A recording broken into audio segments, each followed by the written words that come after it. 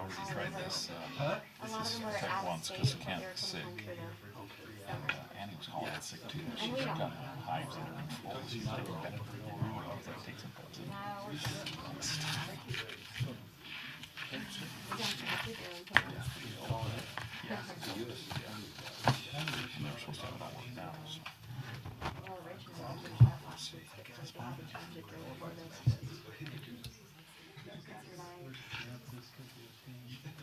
The ADA used to block it. We apologize for the delay. We're just having a little technology glitch here and trying to get one of our council members on board with us.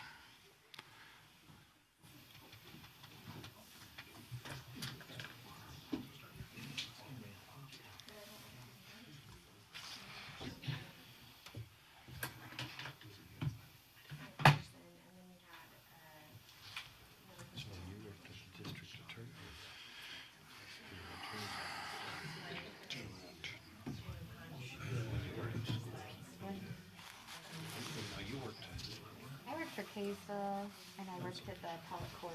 No, when you were in law school there oh, you came home during the summer. I came home every summer so I could kind of make contacts and get ready to move home. Yeah. I did immigration my first summer. That was traumatizing.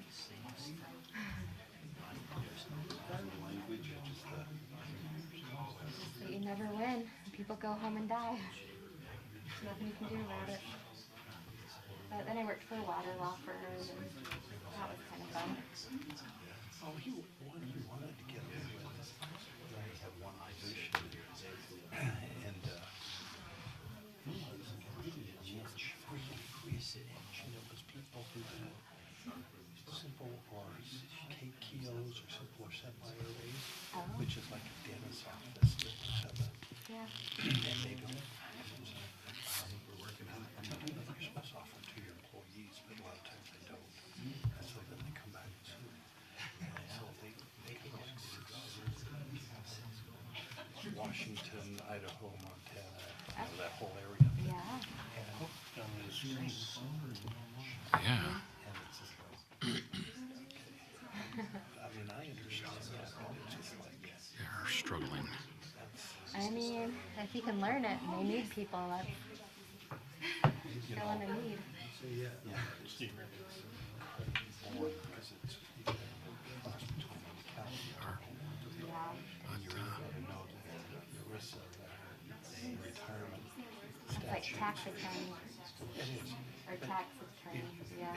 It's retirement planning instead of. Casey, can you go back up and go to people on that meeting? Pull the meeting up and go to people. And see if you can invite him. Okay, we're going in. Cause yeah, he's in there. Okay, sorry guys. Sorry, thank you. It's my day job. Is he here with us? Is he in the? As accepted, I showed you. Is he in the room with us? Okay, we're gonna go ahead and start. So, all right, we'd like to call to order our Riverdale City Council meeting for Tuesday, April 7th, 2026. Please let the record show that all members of the City Council are present, with the exception of Councilor Anderson, who we're going to work to get him on board electronically here very soon. We also have members of the city staff as well as members of the public here with us tonight. We'll get started in just a second, but I want to ask a little leeway with the council. We have Representative Jake Sawyer here with us tonight, and he is in a hurry to get to another engagement.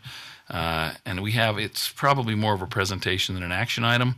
So I'm going to ask if we can possibly move that up to right after the invocation. Everybody okay with that? All right. So we will go ahead and proceed then. Our Pledge of Allegiance will be by Mr. Brandon Cooper, and then our invocation will be by Councilor Alan Arnold. Please rise and repeat after me. I pledge Allegiance to the flag of the United States of America and to the republic for which it stands, one nation under God, indivisible, with liberty and justice for all.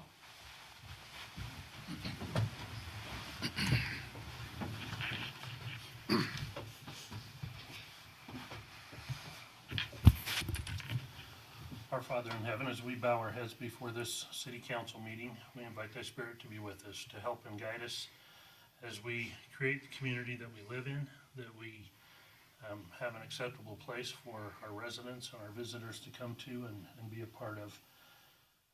We love our community. We love all the things that have brought to our lives.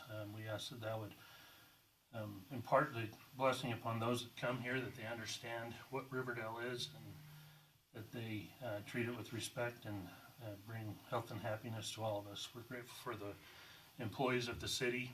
I ask that you bless each one of them and their individual needs and protect those that are protecting us, that they might return home to their families. We're grateful for the city council and as they away from their families and do the things that hopefully create a wonderful community and that we can all get along, be happy and healthy in all that we do. And we love thee and we say these things in the name of Jesus Christ. Amen. Amen.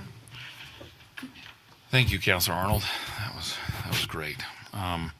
Okay, we'll now move on to consideration of Resolution 2026-07, recognizing Representative Jake Sawyer, Rich, and Steve Brooks.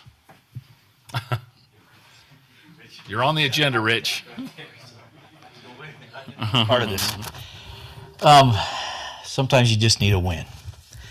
And those of you, all of you on this panel here knows that we've had a lot of battles with our senior center as of late. And it's been very frustrating. We went through all that stuff, Rich and I meeting with them and Miranda with Weber Human Services and basically just really got the political job, and it's just been really frustrating. But credit to Rich, who went to Miranda, and Miranda went to Jake.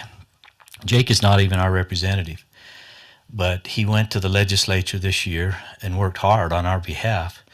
And we were able to acquire $100,000 for the senior center, 50 for this year and 50 for next year, because of the work that those two really did, but especially Jake. And so we wanted to just recognize him and thank him. And it's amazing what he did, to be honest with you, and he didn't have to. And he knew that, and he didn't expect anything from us. He was embarrassed even to be here tonight. But we've got a couple little things for him, so if they'd come up, we would appreciate it. Sorry, Jake, don't want to put you on the spot, but you deserve it here.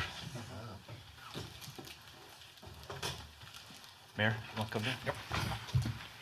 So this first one's kind of for Miranda. We're not going to give her a key to the city because she's already got a city, but I will give her an on-the-spot award, and we want to thank her for the work that she put into this as well. So thank you, Miranda.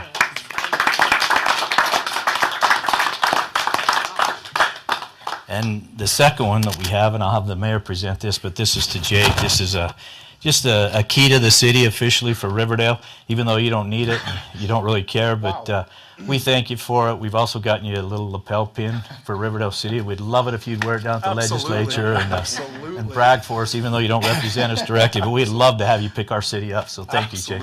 Thank you very much. Thank you. So just as a mayor, it's an honor to have you going out of your way to help us.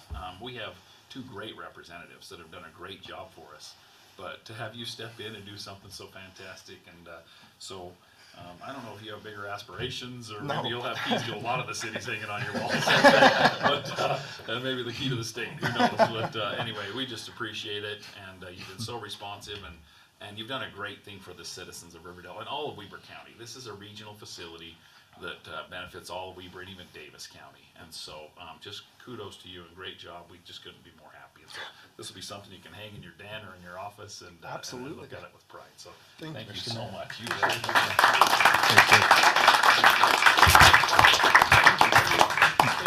Not only down on the hill, but he even went to a meeting with our county commissioners with us one day, and that was the most respect we've gotten out of them for 2 years. So we hang out with these important, influential guys. So thanks, Jim. Mayor, can I ask, can I just ask you real quick, what did you do? I mean, did you put something into a bill or?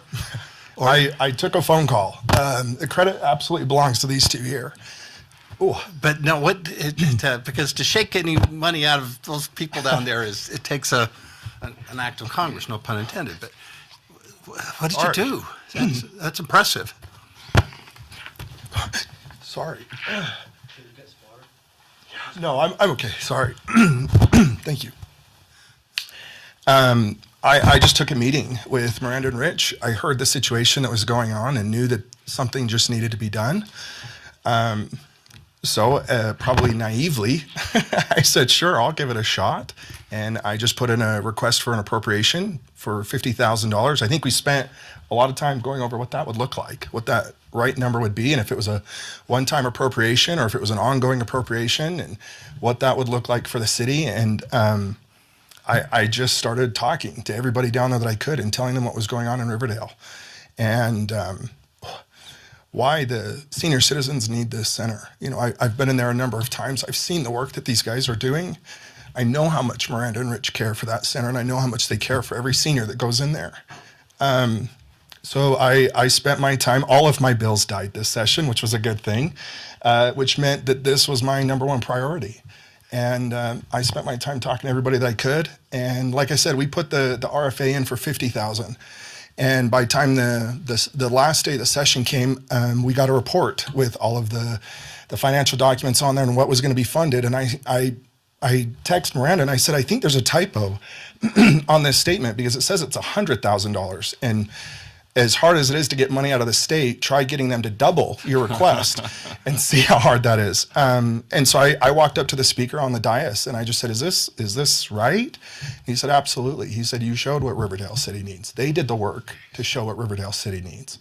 And in the EAC, the Executive Appropriations Committee, they had the conversation that Riverdale needed more money. And so they doubled the money. And that's what happened. So I told Miranda and Rich, we're just going to keep doing this. Now, every other year, we're going to go back and we'll keep asking for the money that we need because they know that Riverdale needs it and they see the need. So thank you very much for this. Appreciate it. Yeah. Thank you.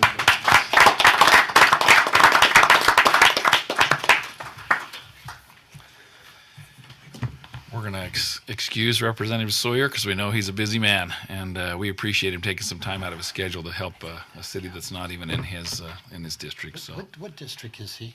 I believe he's in Davis County, like He's out west. Yeah, Was he out Roy. I mean, he gets close to us, but he's not quite us. Yeah, West Haven. yeah, Roy. Okay. yeah. Fantastic. All right, we'll jump back into our regular schedule now. So next, we'll have a time for public comment. This is an opportunity to address the City Council regarding your concerns or ideas. Please try to limit your comments to 3 minutes, about 3 minutes. Please, if you approach the microphone, state your name and the city in which you reside. And please know that no action will be taken during the public comment. You probably won't hear much from the City Council, but we do plan, if there's a lot of comments about the same type of subject, Mr. Brooks, could you maybe try to address those when we get to the particular agenda item? Yeah, I'll maybe take some notes. I'll take some and notes of it. Yeah. If there's some pertinent things you could address, hopefully we can address them in the conversations about that. But so now we'll go ahead and get started with that.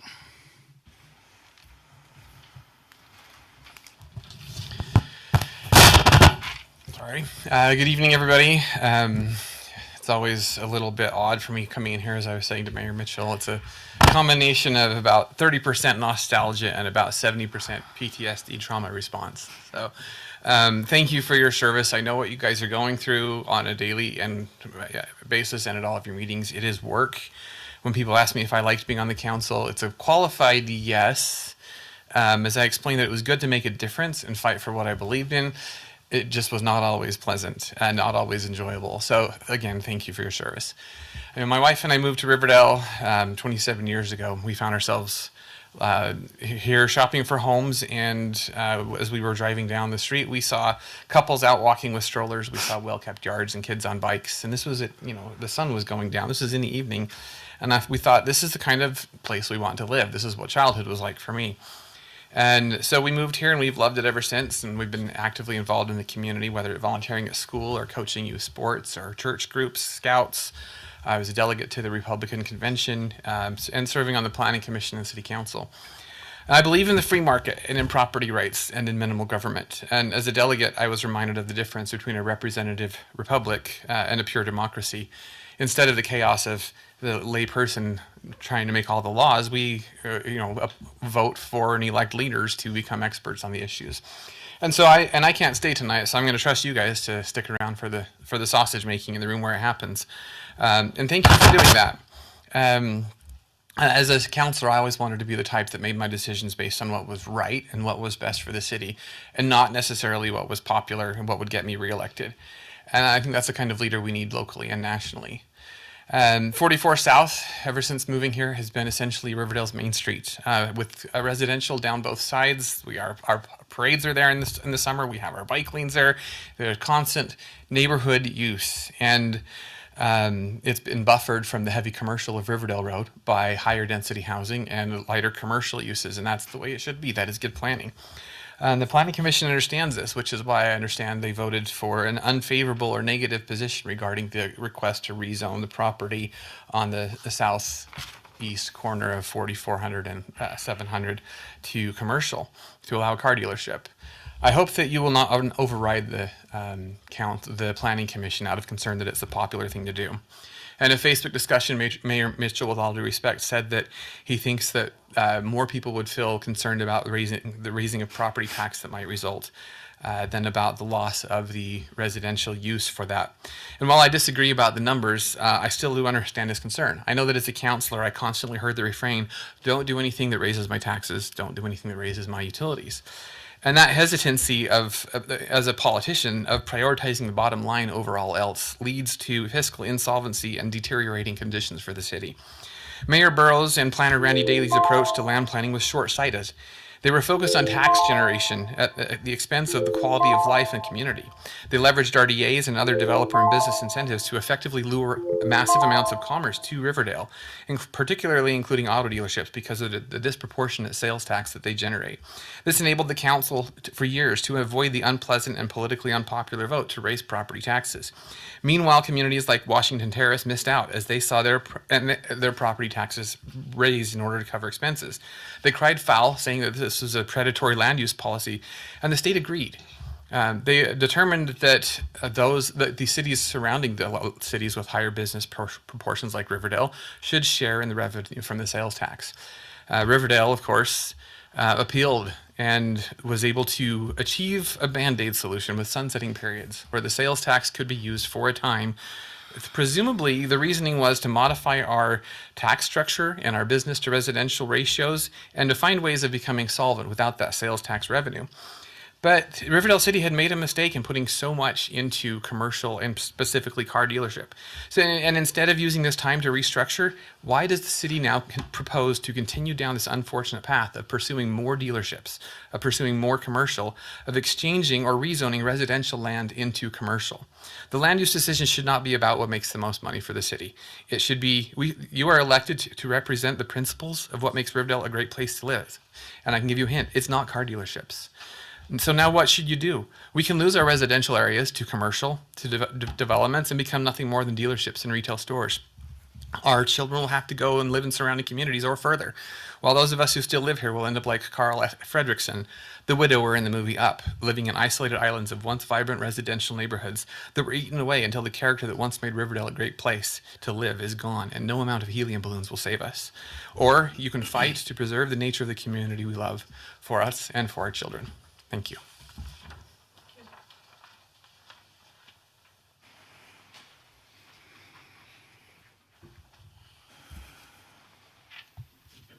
Okay, anyone else? Okay, seeing none, we will move on to presentations and reports. We'll start with the mayor's report. We had a WACOG meeting last night and talked about a lot of different things. One of the things that came up was the ramp awards for this coming year. And Riverdale had applied for 3 different grants, about $44,000 in total, I think. And we were denied on all 3 of our grants, unfortunately. But luckily for us, our residents will have the options of going to the surrounding cities. South Ogden received about $600,000, West Haven $700,000, Washington Terrace $191,000, and Roy about $60,000 for recreational projects and parks, new parks, and all kinds of stuff. So, millions of dollars. I won't even go into how much Ogden got, but millions of dollars are going in around us, and I guess we'll just hope our residents can go to those places and enjoy themselves, because we couldn't even get $50,000. So anyway, good try, Rich. We appreciate you trying anyway. I did get a few tips last night that I'll share, and we'll work on some stuff. And apparently, getting someone on that board is very advantageous. So Washington Terrace has 2 people on it, so we will start working towards that. Also, we heard from Weber Basin, and we all know we're headed for some water restrictions this year, and we're going to have a discussion about that. They said we're going to be at the level 2 moderate, so we'll have to see how that figures in with our water policy. 20% reduction is what they're asking for, yeah. And they are asking that people don't water until May 15th. They're not going to charge their secondary system until May. So the last thing, there was some discussion about the transfer station. That's still going back and forth. They're trying to keep that going, and Mr. Cooper and Mr. Brooks had logged on, and so they're aware of the discussion on that too. So anyway, with that, we'll move on to City Council assignment reports. I know Councilor Stevens attended his meeting, because the housing meeting, because I heard from someone that was with him there. But do any of the council members have anything that they would like to share from their assignments? Only that the league people, Cameron was there explaining the impact of the legislation that passed and that it's going to have. Very interesting, very in the weeds, and couldn't repeat it if I tried to, but it's interesting. The main one was that $100 million that was set aside for infrastructure. It did pass. Anyway, I think, and he knows about it, and there's a lot of things to work out on it. Cool. We appreciate you attending those meetings, by the way. That's a very hard time for me to be there, so I appreciate you being on that committee. So. In a wonky way, it's interesting. Yeah, I know you enjoyed it a little bit, and it's very helpful to me to have you there, and I appreciate you representing us there. Anybody else? Councilor Richter? Just an appreciation to the staff for the Easter things, and I know a lot of work and time goes into that, and the citizens appreciate that, so wanted to extend our appreciation there. Thank you. Yes, it's always very popular and very fast. I didn't see any posts about people being late this year. I always see somebody showed up 5 minutes late and it was over, and I'm like, yeah. But you did that early one where you were hiding eggs in the parks. Was there a good response to that? Yeah, we had a pretty good response. Yeah. Rich is always very innovative. We appreciate that. Him and his team is always looking for new activities, and the residents appreciate that. So, all right. We'll move on to consent items. Number 1, consideration to approve the meeting minutes from our March 3rd, 2026 council meeting. We got those late. Hopefully everybody had a chance to look through them. They were in a separate email. Any changes or corrections to those minutes? Seeing none, we need a motion to approve. So moved. We have a motion. Do we have a second? Second? Motion and a second. All in favor, say yes. Yes. Hey, all right. Councilor Anderson, you're with us. Very good. Any opposed? Okay, that passes unanimously. Thank you. We will move on to our action items. We will start with number 2, consideration of a site plan amendment for Goldcrest Homes. Mr. Cooper. Thank you, Mayor. And my presentation will include 2 and 3. So the action for 3 will be covered by some of my comments. But we do have Mr. Thaddeus Falls here representing Goldcrest Homes. We'd actually like to invite him up and maybe give us a brief overview of the request. And then as Shaylee gets our slides up, I'll take over from there.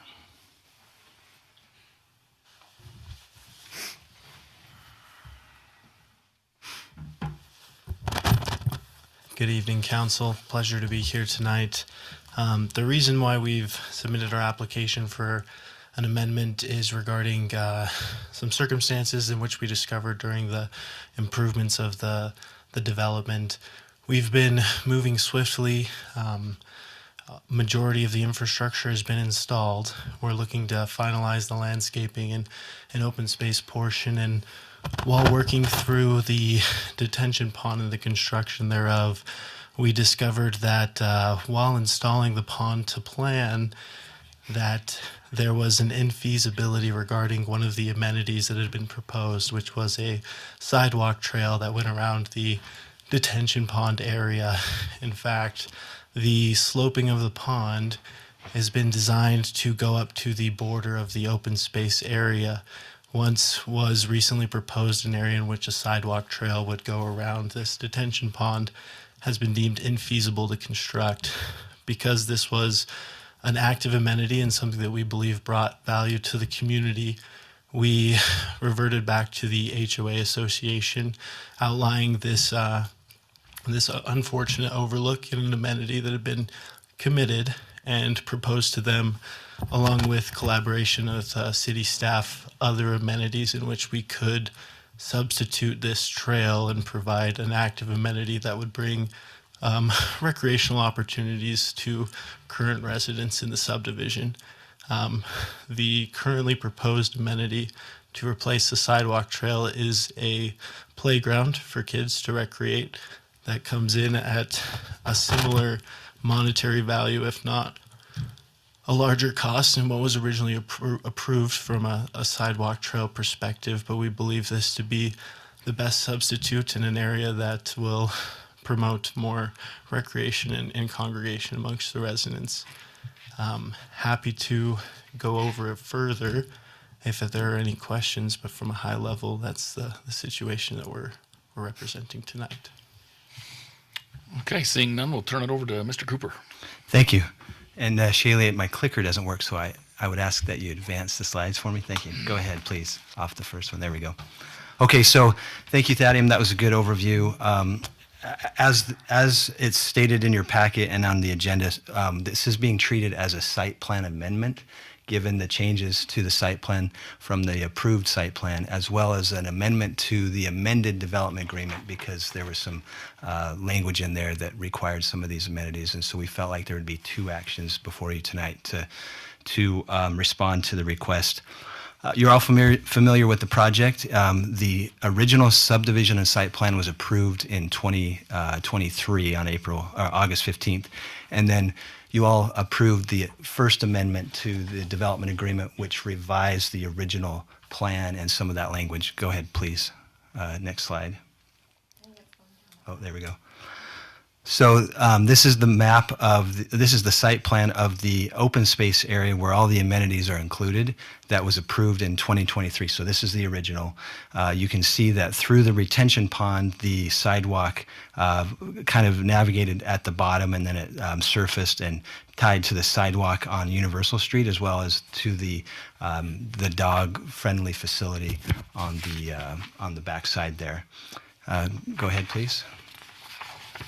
When this was amended in May of 2025, or 4, sorry, the amendment included the sidewalk around the pond. So you can faintly see it there. It still connects to the sidewalk on Universal Street, and it still has that connection to the dog-friendly area. But in this version that was approved, the sidewalk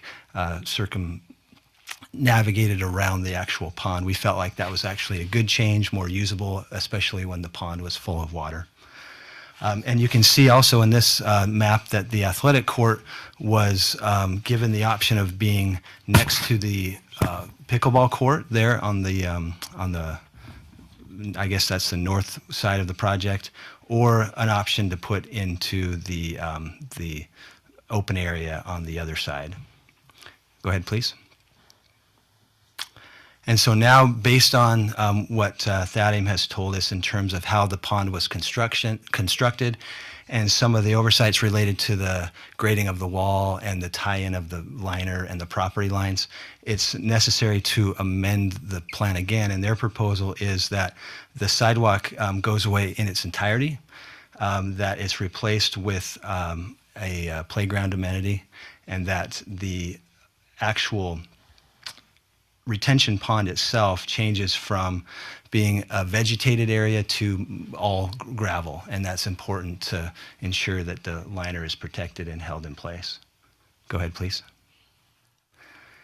Here's a picture of the proposed amenity that would happen in that smaller turf area. So there would be some turf that would be removed, and an area that's about 32 by 29 would be installed with this playground there for for the benefit of the homeowners association.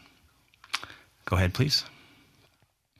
So as we looked at this, we had a number of meetings, mostly technical meetings related to how the pond was going to be corrected in terms of its liner abutting into private property. That was the issue originally that led to all of these things.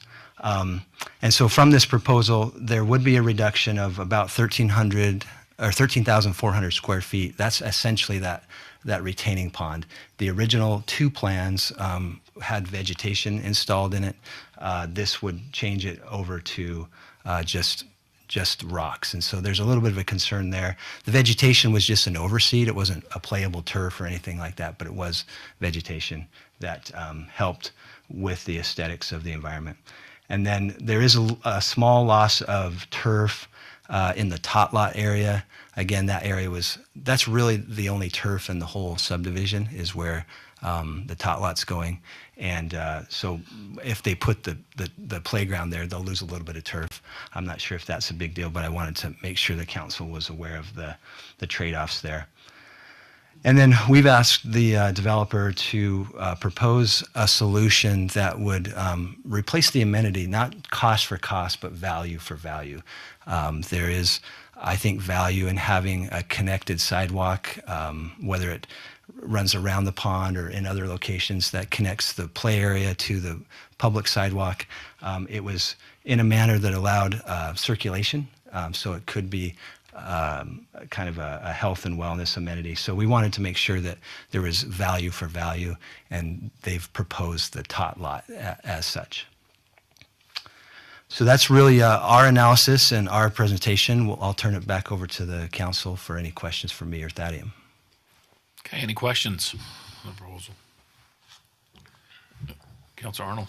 I had a little bit of concern. We don't see anything where any of the people that have purchased in that area have been contacted. We talked about the HOA, but that's probably controlled by Goldcrest Homes.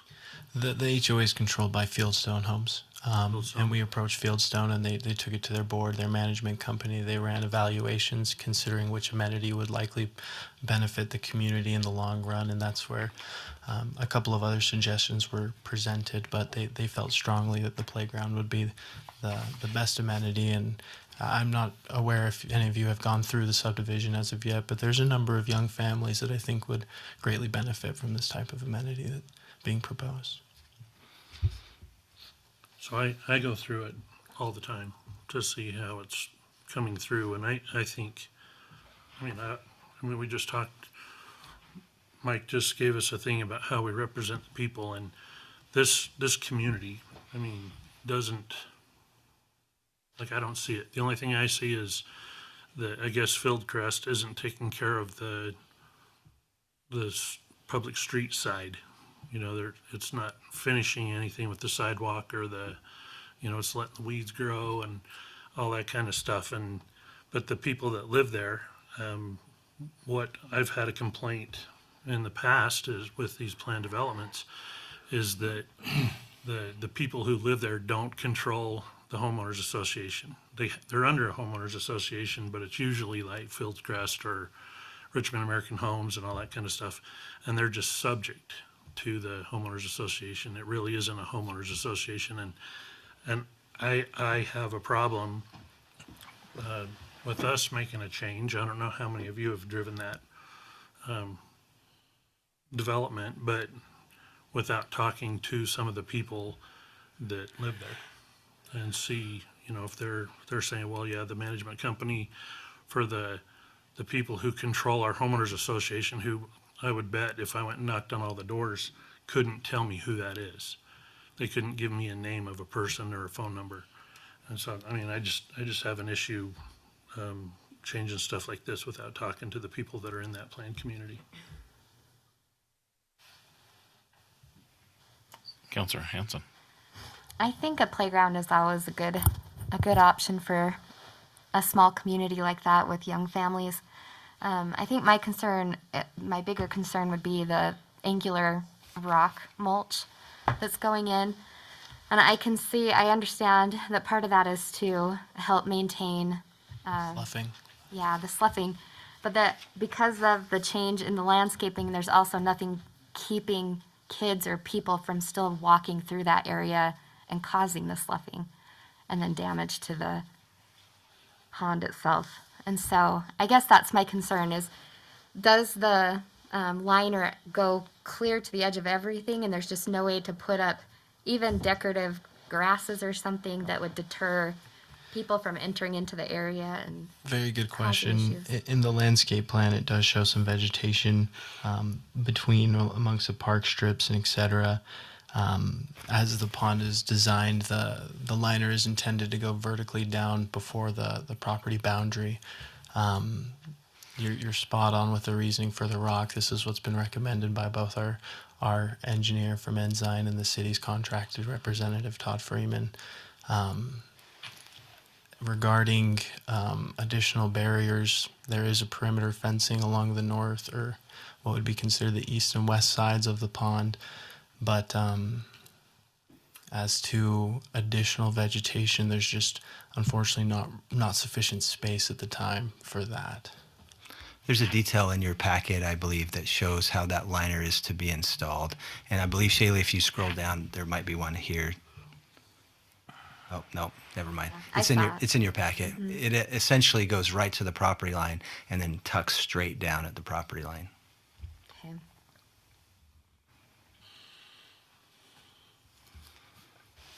So, if I can- Councilor Richter. So I understand that you've spoken with the homeowners association here, and they're positive on this.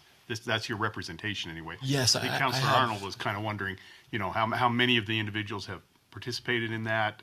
Do you speak with all the homeowners? I'm if you can. flesh that Yeah, out. would love to elaborate on that. It's been in our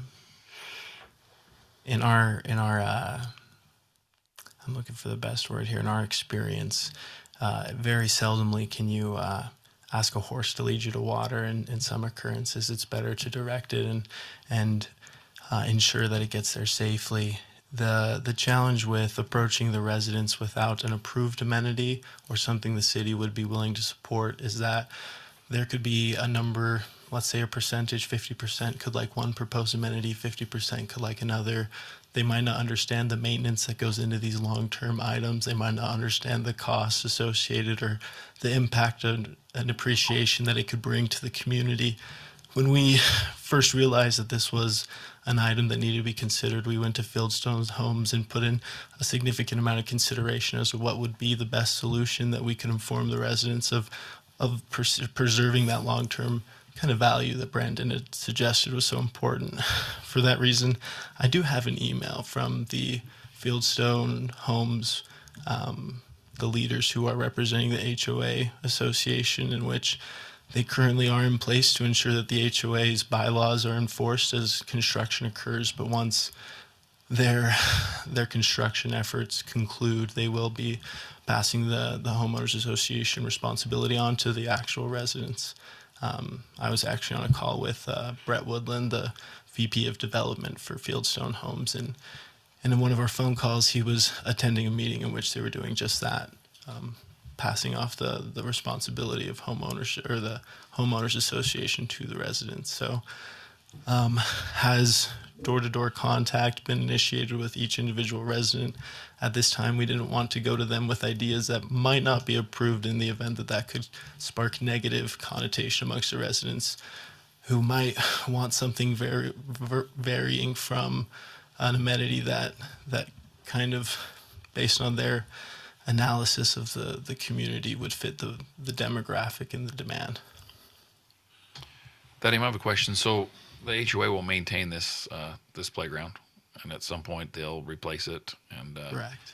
I mean, we'll probably hear about it, but just as long as we have contacts and they understand that they'll be responsible for ongoing maintenance and the wood chips in the area and keeping it in working function and preventing lawsuits on the playground. And Correct. They will be assuming liability for maintenance and all other activities that do occur.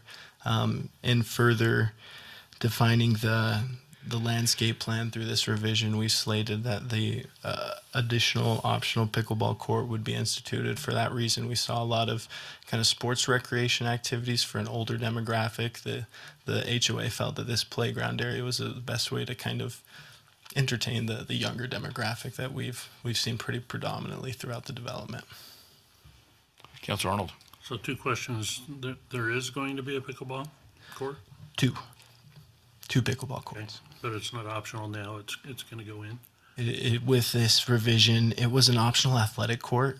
Again, we went back to the HOA Association and kind of advocated for what other, sports type court could we implement, whether it's shuffleboard, volleyball, basketball, what the maintenance items would look like, what the demand is in the area. And they concluded that two pickleball courts would allow for the kind of the most family-friendly recreational activities for the development. Mayor, do you mind if I clarify? In the amendment that was approved by the council originally, well, let me back up. In the first approval in 2023, it was approved with two courts. In the amendment, it was approved with a pickleball court defined and then an athletic court in either one of two locations. And so now this proposal is bringing that required second court back to a permanent location and defining it as a pickleball court.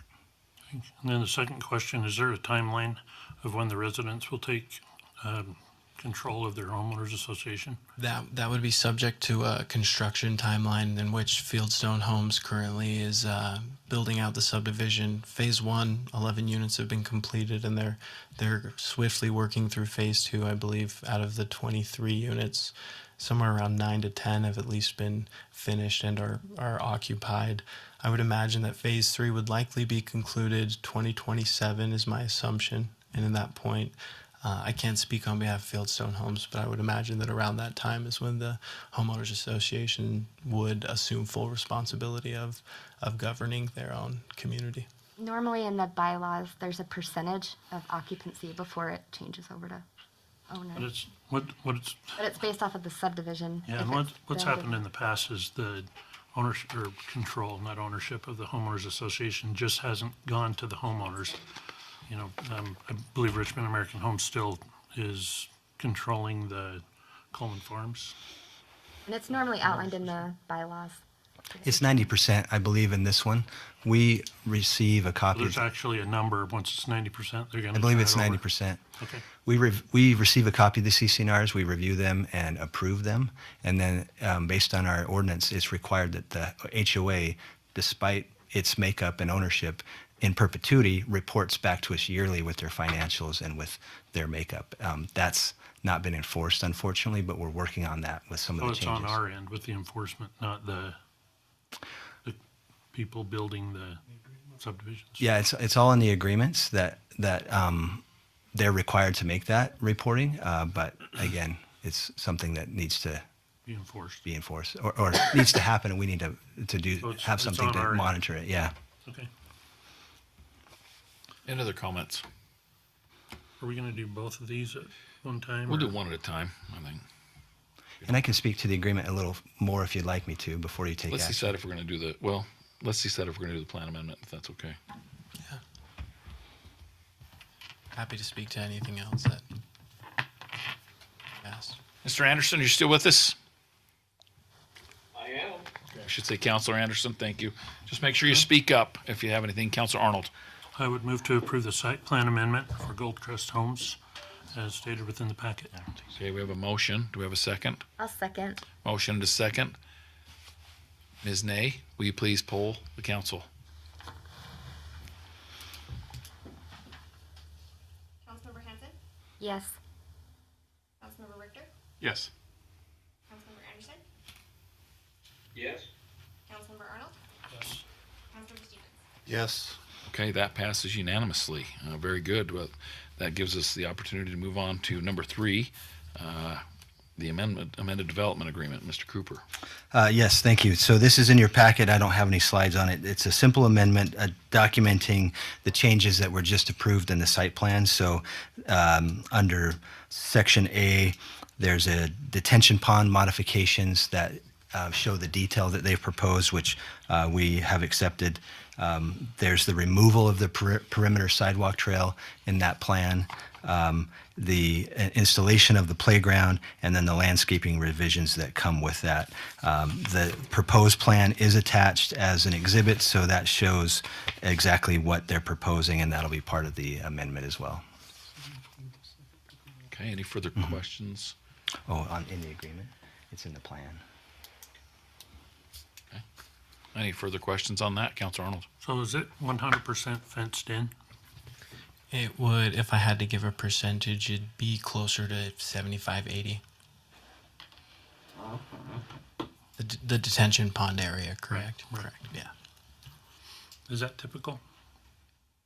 I mean, we have a detention pond that's gonna hold water. We're putting a kid's playground next to it. Some of them do, some of them don't. They go either way. And city liability It's not for on city approving property. something like this? It's the homeowners association?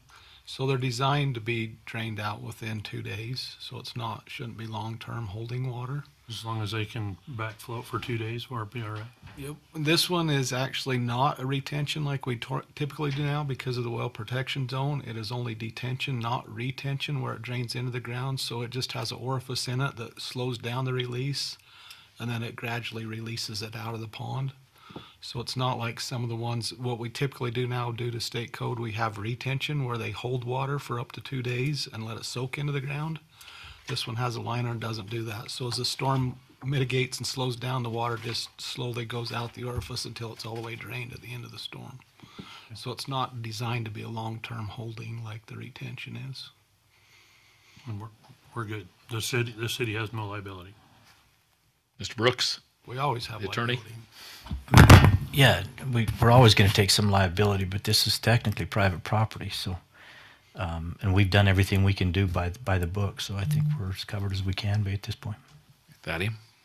Yeah, I just wanted to mention that as part of the detention or storm drain plan, in the event that we see a 500-year storm or an excessive amount of rainfall, the pond has been designed to which berms are being built up around edges protecting homes, and there's supposed to be an overflow. Majority of the area that's not fenced off is for the overflow purpose of water to go over and into the streets and into separate portions of the system in the event of an overflow. But it was designed and approved per state and city recommendation, or requirements, I should say. So for that reason, there's that portion as to why there's no fencing on that specific area. But good questions. And you're cool with it? Okay. Anyone else? Councilor Arnold. Move to approve Resolution 2026-8, approving the First Amendment to an amended development agreement for the development for a project located at 5368 South, 1050 West. We have a motion. Do we have a second? Second? Motion and a second. Any discussion on that motion? Ms. Ney, will you please poll the council? Councilmember Henson. Yes. Councilmember Stevens. Yes. Yes. Councilmember Anderson. Yes. Councilmember Richter. Yes. All right, very good. That passes unanimously. Okay, we'll move on to item number 4, consideration of resolution 2026-09, accepting the annual municipal wastewater report. Mr. Douglas. Thank you, Mayor. So you guys have seen these before. So this is the report the state requires us to do. And then as part of that requirement, they also require us to bring it to you. I think the highlights for us is there are big questions in there on overflows and backups. And I hate to say this out loud, but again, last year we didn't have any, which is, I think, a good credit to our maintenance program. We currently clean everything in the city at least every 3 years. Some things are every year, some things are every 6 months. And then we're also implementing a video program where we're videoing everything every 6 years. And I think other than that, the report's pretty self-explanatory, but I'd love to answer any questions that you have. Councilor Hanson, I thought you might have a question. I noted that it states that we don't have a sinking fund for repair and replacement. I just thought it might be helpful to hear how the city plans on if there was an emergency need to replace or repair the system, what we do, what we have in place instead of that sinking fund. So we do have reserves, and so it's not technically classified as a reserve, as a sinking fund per state code, but we do keep reserves on hand to deal with them type of things. And is that in a shared, I guess Cody's not here, is that in a shared fund that you know of, or is it just dedicated just to that It is utility? in the sewer fund, so it is enterprise fund, so it's dedicated to that fund only. Okay, great. So it is reserved for that. Thank you. That's more of a, at least from speaking with Cody, it's more of a terminology. We can't answer that yes because we don't have that as a sinking fund, but it is in a reserve fund, which is a different, but it is the same thing pretty much. Awesome. Thank you. I just want to say thanks. You run a great department, and it's always exciting to read that and see that you can check no on those important questions. I hope it keeps up because you just never know. You never know what somebody's going to put down or what somebody's going to do. I mean, we've actually in the past had somebody put a couch in a manhole, if you can believe that. But you just never know what's going to happen. It's just crazy out there. But And kudos to the council too for providing the finances. I think that's the key right That's there. the key. That is right there. You know, I know you guys hate to do rate increases and that, but that allows us to do this cleaning and replace pipes. And I think that's what allows us to protect the residents in a big way, because if we couldn't clean them, we would have backups, and that's just critical. So All thank you preventative for cameras, cleaning. You guys make that possible. So, like you said, it's never pleasant, but that's the insurance that the residents get for kind of a small amount of money to keep that system flowing. And as I learned in a hurry, the water going out is just as important as the water that comes in. So, anyway, thank you for doing that. And if there's no other comments, Councilor Arnold. Move to approve Resolution 2026-9, accepting the annual municipal wastewater report. We have a motion. Do we have a second? Second. Motion and a second. Any discussion on that motion? Ms. Nay, will you please poll the council? Councilmember Arnold?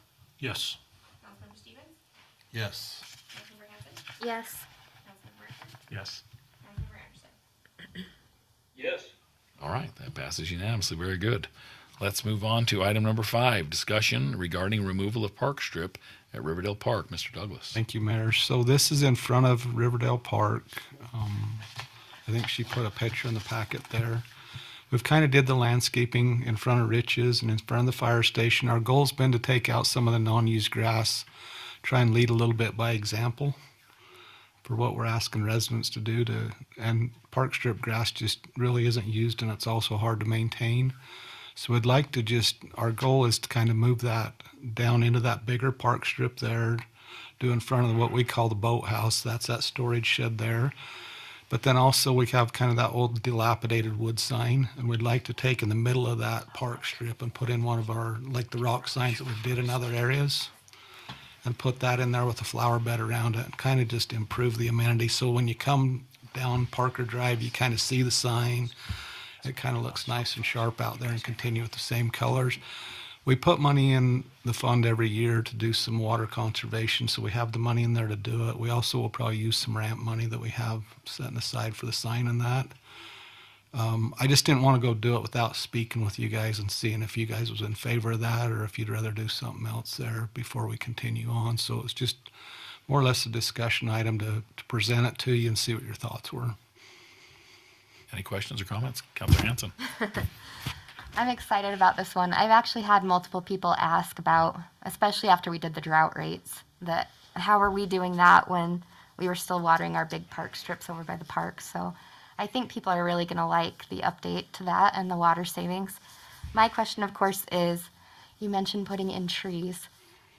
Do you know which kind of trees you're thinking of for that area? We haven't decided yet. We was planning on trying to put 6 trees in there, so we kind of break up more or less the corners coming around to it and kind of leave the front open so that you could see into the park, so it's still fairly open.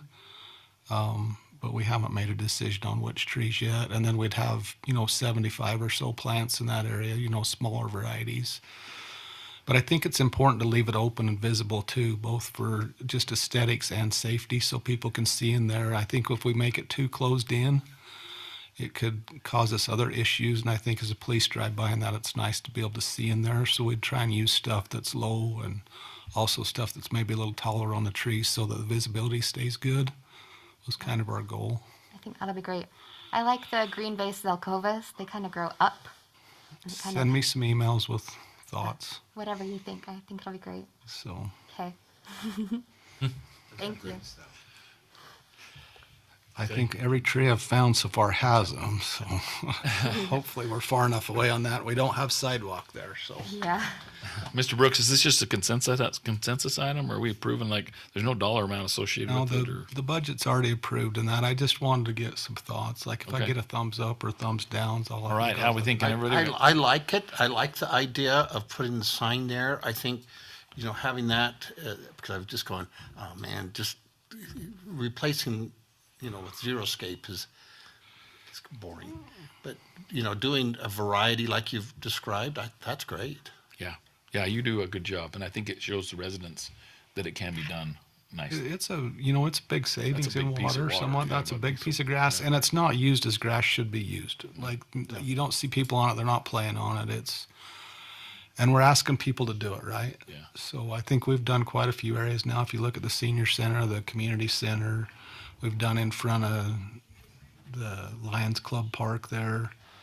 So I just think it's good faith and it makes sense. It's hard to maintain that grass anyway. So Everyone else, Councilor Hanson, Councilor Richter, Councilor Anderson, you okay with that? Yeah, I was thinking along the same lines, how that we need to be the example for the citizens, and especially with the 20% reduction in water that we're asked to curtail. It'll be minor, that amount, but it's moving in the right direction. Okay, very good. Thanks for always keeping us moving forward there, Mr. Douglas. All right. Item number 6, consideration of resolution 2026-10, amending the Riverdale City General Plan to modify the future land use map from attached residential to commercial for property located at 671 West, 4400 South. Mr. Brooks, did you want to address anything that was brought up? There wasn't as much comments as I thought there might be, but But I would, if that's okay, just briefly. I know that Mr. Cooper has a presentation, and I've seen that one. CarMax also has one. I have not seen that, but I suspect some of my notes are going to overlap, so I'm just going to skim the surface. I'll comment on some of the things that Mike said. And I don't normally... I read those things on Facebook, but I don't put a lot of time and effort into it, mainly just because I don't have a lot of time to put into it. But I actually did yesterday. I sat down and made some notes. And then I added Mike's comments tonight because a couple of things he said there I think are important. But I did want to address the council because I think it's important. As I read through those things yesterday, two things jumped out in my mind. There were two items that weren't even mentioned, or very little. There were a couple of side notes of it. Mike actually touched on a couple of those tonight, acting as if he was in favor of those and fully understood those, which I would expect him to understand because he sat in your seats. But it's real easy to be a Monday morning quarterback and judge Sunday's games and all the mistakes that the coaches and everything made. And I kind of feel like this happens a lot of times. And so I kind of want to direct my remarks to the audience. I don't know how many of them were participants in this conversation. But the two things of this whole conversation that I have found most important are things that you guys need to be looking at as a city council. First and foremost, to me, and Mike talked about that. He made his comments, and I don't want to talk about him. But he made that comment just tonight. But we lose track when we're sitting at home making these decisions. But we lose track of people's individual property rights. And Mike mentioned how much he believes in property rights. We're still in a country that believes in property rights, and when people come in, we don't seek these people out generally. We're fortunate enough that Riverdale doesn't have to do that very much. I got a phone call today asking me what incentives did we give to CarMax to get them here. We didn't give them any incentives. They came to us. We've known about this for a while. It's not like it's news to us or anything. But we have to remember, somebody owns this ground. And it's not really our place to dictate what goes there and doesn't go there. We would love to have a lot of things in this city as staff. Brandon's got a big list of things on his window up there of things we'd love to see. But until somebody gives us an open window to jump in there, we run with what they bring to us. That's the way the process works. I mean, whether we like it or we don't like it, you know. But and so property rights, we have to always be mindful of that. That is the one where that's what gets us in trouble. If we do something stupid, or you guys do something stupid as a council, and we get sued, that's the property owner's the one that's going to sue you. And so we can't just ignore their interest in this thing. And a lot of times we forget that. Everybody's thinking, well, yeah, I'd like to have this, and I'd like to have that, and I'd like to have that. Well, it doesn't always work that way. We've got to talk to these developers and these owners and stuff like that. So that always comes into play. So number one, always be mindful of the property rights that the owners have. And number two is 2030. I don't know how much more I can preach that to you guys, that come 2030, and a lot of these people don't understand this, and I'm not faulting you because you just don't. But the state legislature has got us over a barrel right now that it's going to be hard to recover from. And come 2030, I've got to come up with anywhere from $2.5 to $3 million. It's just going to be gone, and there's nothing we can do about it. And so when somebody brings a development in that can potentially bring in a lot of income for us, my interest is there. It's like, we've got to consider this. I mean, we don't really have a choice, because come 2030 and we haven't raised some of this money to make up for that deficit there, we're going to start losing a lot of things that people aren't going to be happy about. And we won't have a choice. There's only so much money that goes around. And so is it our top priority? No. But is it a priority? Absolutely. And I think you're almost doing a disservice to the city if we're not looking at that as one of the factors. And I would hope there's other things there that you consider besides just that, the sales tax that, you know, a CarMax could bring in. But those are two things you can't forget. Those are vitally important for us to look at. I wanted to talk about, you know, your responsibilities as a council versus what a planning commission does, because I don't think anybody did anything wrong in any of this, to be honest with you. You guys will look at things differently than a planning commission will. It doesn't mean that anybody did anything wrong here. It's just how the process works. But I'm going to leave that because Brandon, I know, has got some of that in his presentation, and I don't want to step too much on his toes. So, but I think it's important. We love our planning commission. They're doing a great job. We don't have any issues with that. But you guys aren't always going to agree with them. That's a fact of life. And it's the same thing with the general plan. That's another thing. And some of these notes I brought from the comments online. A general plan, and Brandon will discuss this one a little bit more, it's not set in stone, and it can't be set in stone by law. One council cannot bind another council. And if we put our general plans in cement and made it so that we have to follow that every time, that is binding one council to another. I mean, and you would be stuck with that forever. We've seen those general plans. Those can go for 10, 15, 20 years sometimes before we update those. And so it's an advisory document. It's not binding. But even looking at the general plan, you guys are going to look at that differently than the Planning Commission will. There is nothing wrong with that. The general plan is an advisory document. It's supposed to guide us and it's supposed to steer us. But these two pieces of property that we're going to talk about tonight are a perfect example. If I was to write a book about land use, which I wouldn't because it'd be the most boring thing you've ever seen in your life, and the only one that would read it is maybe me and Brandon. You did a good job. But these two pieces of property they're just perfect examples, and they're mirrors almost. It's just so weird how these came together at the same time. I mean, I look at the CarMax deal. When we initially looked at that, we were looking at housing, but it just didn't work out. Things change. That happens in a city. It just does. And it's sat there. It's a weed patch. And if I sat here and said, would we rather have a car dealership or a weed patch? Well, I think everybody would want the car dealership. Would we rather have a medical center or a weed patch? We're always going to fall back on something besides a weed patch. That's the only consensus we would give, is that's what we don't want. But we never know what's going to happen. I mean, things change, and that one's not as old as the other one, the Larry H. Miller one. That one was Larry's time. That was before me even acting as a city administrator.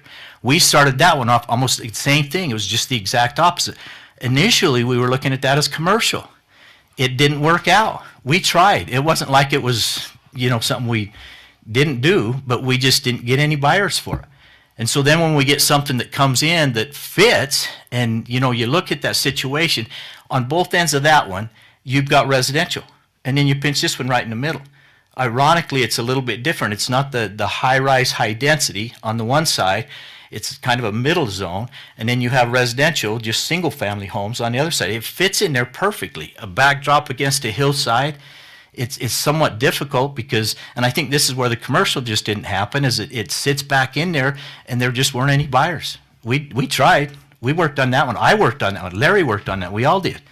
But then when we get something like this that comes in there, and the unique thing about that one is that some of the complaints on the web page was that we want housing for our kids. Well, when they came in and said, we want to do townhomes that are owner-occupied, we got all excited about that one because that's a demographic we don't have in Riverdale. Is it perfect? No, but that gives the younger group an opportunity to buy a house in Riverdale that we don't have. And you're talking roughly 80 homes. I mean, that could change a lot of stuff in Riverdale. So there's good things about both of these. Are they ideal? Are they exactly what we want? Maybe not. I mean, but as staff, we've looked at all these things. When we talk about traffic, I mean, we've had traffic studies done on both of them. You look at a CarMax's traffic compared to an apartment complex that would have gone in there, and they're not even comparable when it comes to traffic. Car dealerships are good. I mean, for a city, they are just good for us. And Riverdale, like Mike even mentioned, they built this city on a number of dealerships. They're not a bad thing. I mean, I think we give them a bad rap. But that location right there is not frontage Riverdale Road. It's sitting off the viaduct and stuff like that. This dealership almost fits in there perfectly. And it touches another dealership that parks cars there and another commercial on the other side. I mean, there are pros and cons no matter how you look at these things, but when you consider everything, we've got to look at what's in the best interest of Riverdale and proceed from there. The last thing I would say about that, because like I said, I don't want to step on these guys' feet too much, and this is the attorney side coming out for me, whatever you do, make sure we get good findings tonight. We're going to present things, but give me the meat and potatoes. I got to know. The one thing I don't want to hear is I don't like it, or I do like it, but I don't get any reason why you like it. I need to know why you like this thing, whether it's through the documents that we submitted, whether it's through these presentations and stuff, because if we end up in court, it's the findings. It's the stuff that you guys do tonight that will keep us out of trouble. Public clamor is an element that you can consider in a legislative function. A rezone is a legislative function. So that's an element that you consider, but it shouldn't be your only element that you consider. When I say public clamor, neighborhoods get excited and they get a little frustrated with this sometimes, but it's an element to consider, but it shouldn't be the only thing. There should be other reasons why you either approve it or other reasons why you don't approve it. So make sure you get me some findings of fact, whatever you do at the end of the night. Okay. Any questions for me? And I'll let them run with their stuff because, like I said, I don't even know what CarMax is going to do here. So I hope I didn't steal any of your Just stuff. so you know, he doesn't scold us. We're fine. All right. So this is actually Mr. Cooper is up next, I guess. Yes, sir. Thank you. And I'll actually turn the first part of my time to the CarMax representatives. We have Kristen Cohen.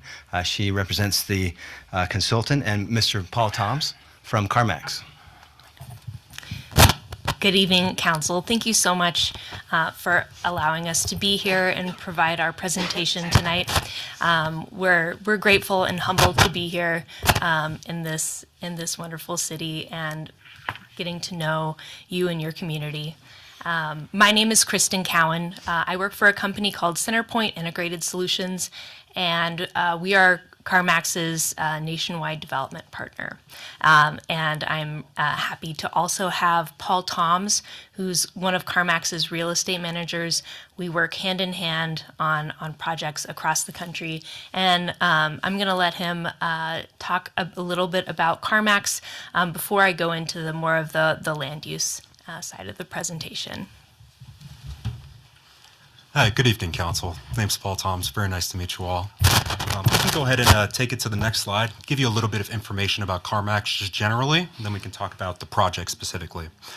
So We are the nation's largest retailer of used cars. We started this company in 1993 under the premise that there was a revolutionization that could occur with the used car buying industry, where a company could focus exclusively on the customer experience and making sure that iconic experiences are delivered to our customers every single time they walk into a CarMax.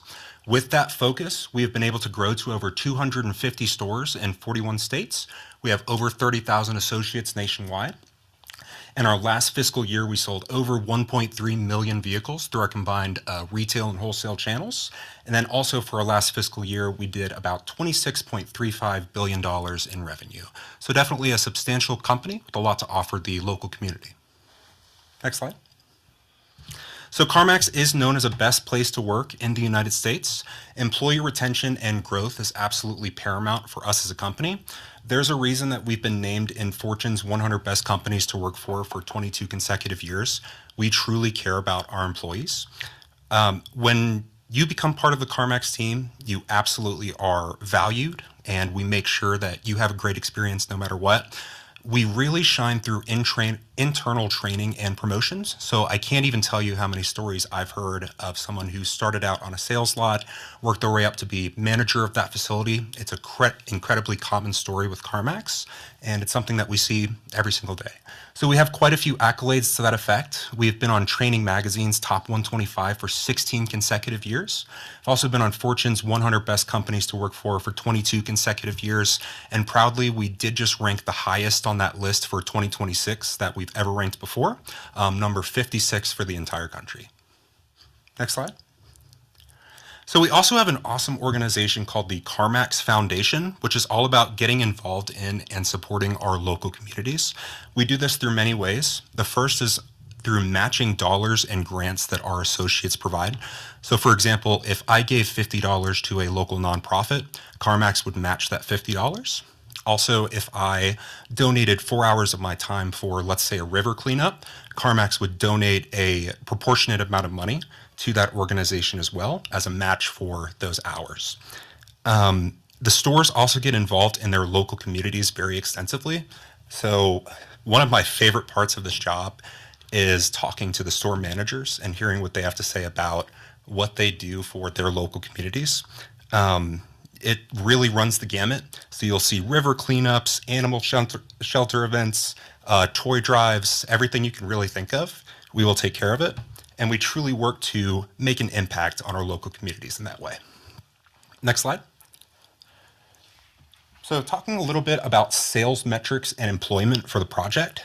So I want to preface this by saying that these are strictly estimates. Sometimes we exceed them, sometimes we don't meet them exactly. Because of that, we would not be comfortable being tied to any sort of performance obligations based on these metrics. But we do have a very advanced modeling team, and they use advanced tools, and we believe these to be realistic estimates for the project. So we're currently estimating sales of about 100 to 110 used vehicles per month. Average sales price would be about $26,000. Excuse me, that's for this location? Yes, that is correct. Yep. That's a lot. It is. It is. So that is an estimated $2.6 to $2.86 million in revenue every month. And if you annualize that, that's about $31 to $33 million in revenue. We're also going to be hiring 20 associates, including a location manager, a handful of customer specialists, and auto repair specialists as well. Next slide. Thanks so much, Paul. I really appreciate that you can give the insight on CarMax, because I'm just a consultant with CarMax, but I do love working with them. Their team is incredible, and they're just great all around. So as a consultant, I help CarMax with entitlements and zoning. My background is actually in land use planning and used to be a planner in my past life in Denver. But I love being a consultant and coming to communities all across the United States. So our application is for both the general plan amendment as well as the rezoning. This is obviously an aerial of the location at 671 West 4400 South, where it intersects with 700 West. Next slide, please. And this is the current zoning map. As you can see, it's circled there in residential, along adjacent to several commercials, and on a little bit of let's see, residential to the northwest. That is adjacent. Next slide, please. So why we're here for the future land use map amendment is because it's currently designated as multifamily on the future land use map because the site was recently rezoned to R4, I believe in 2022, 2023, from both mobile home and C3 zoning. So our request is really to bring it back to C3 zoning, where it had partly been C3 before. Next slide, thank you. So as you can see, there's C3 zoning on 3 sides of the parcel, and most recently the rezoning for the Kingarf parking lot to the east. To the south, there's the Kingarf Nissan, and then to the west is the retail and restaurants to the west as well. So, like I said, the C3 zone is consistent with that recent rezoning of the Kingarf adjacent lot.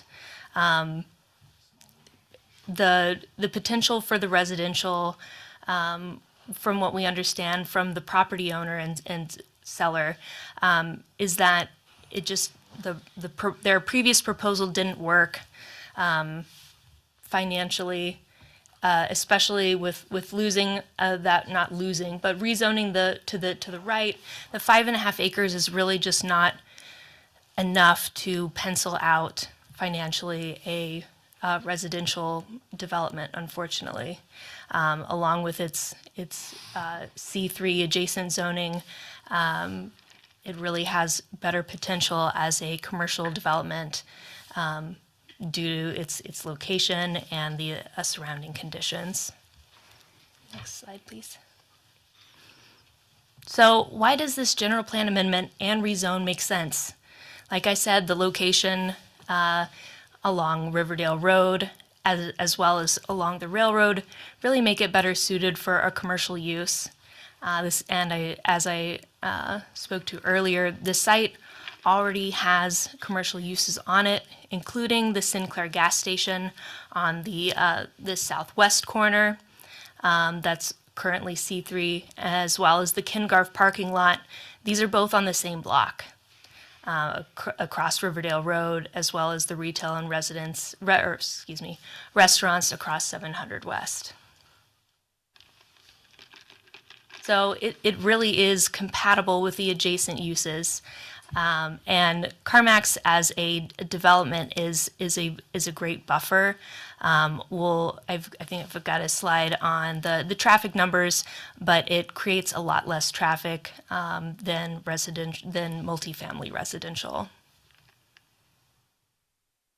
So as I said, so we used our civil engineer analyzed the traffic study that was done for the previous residential development.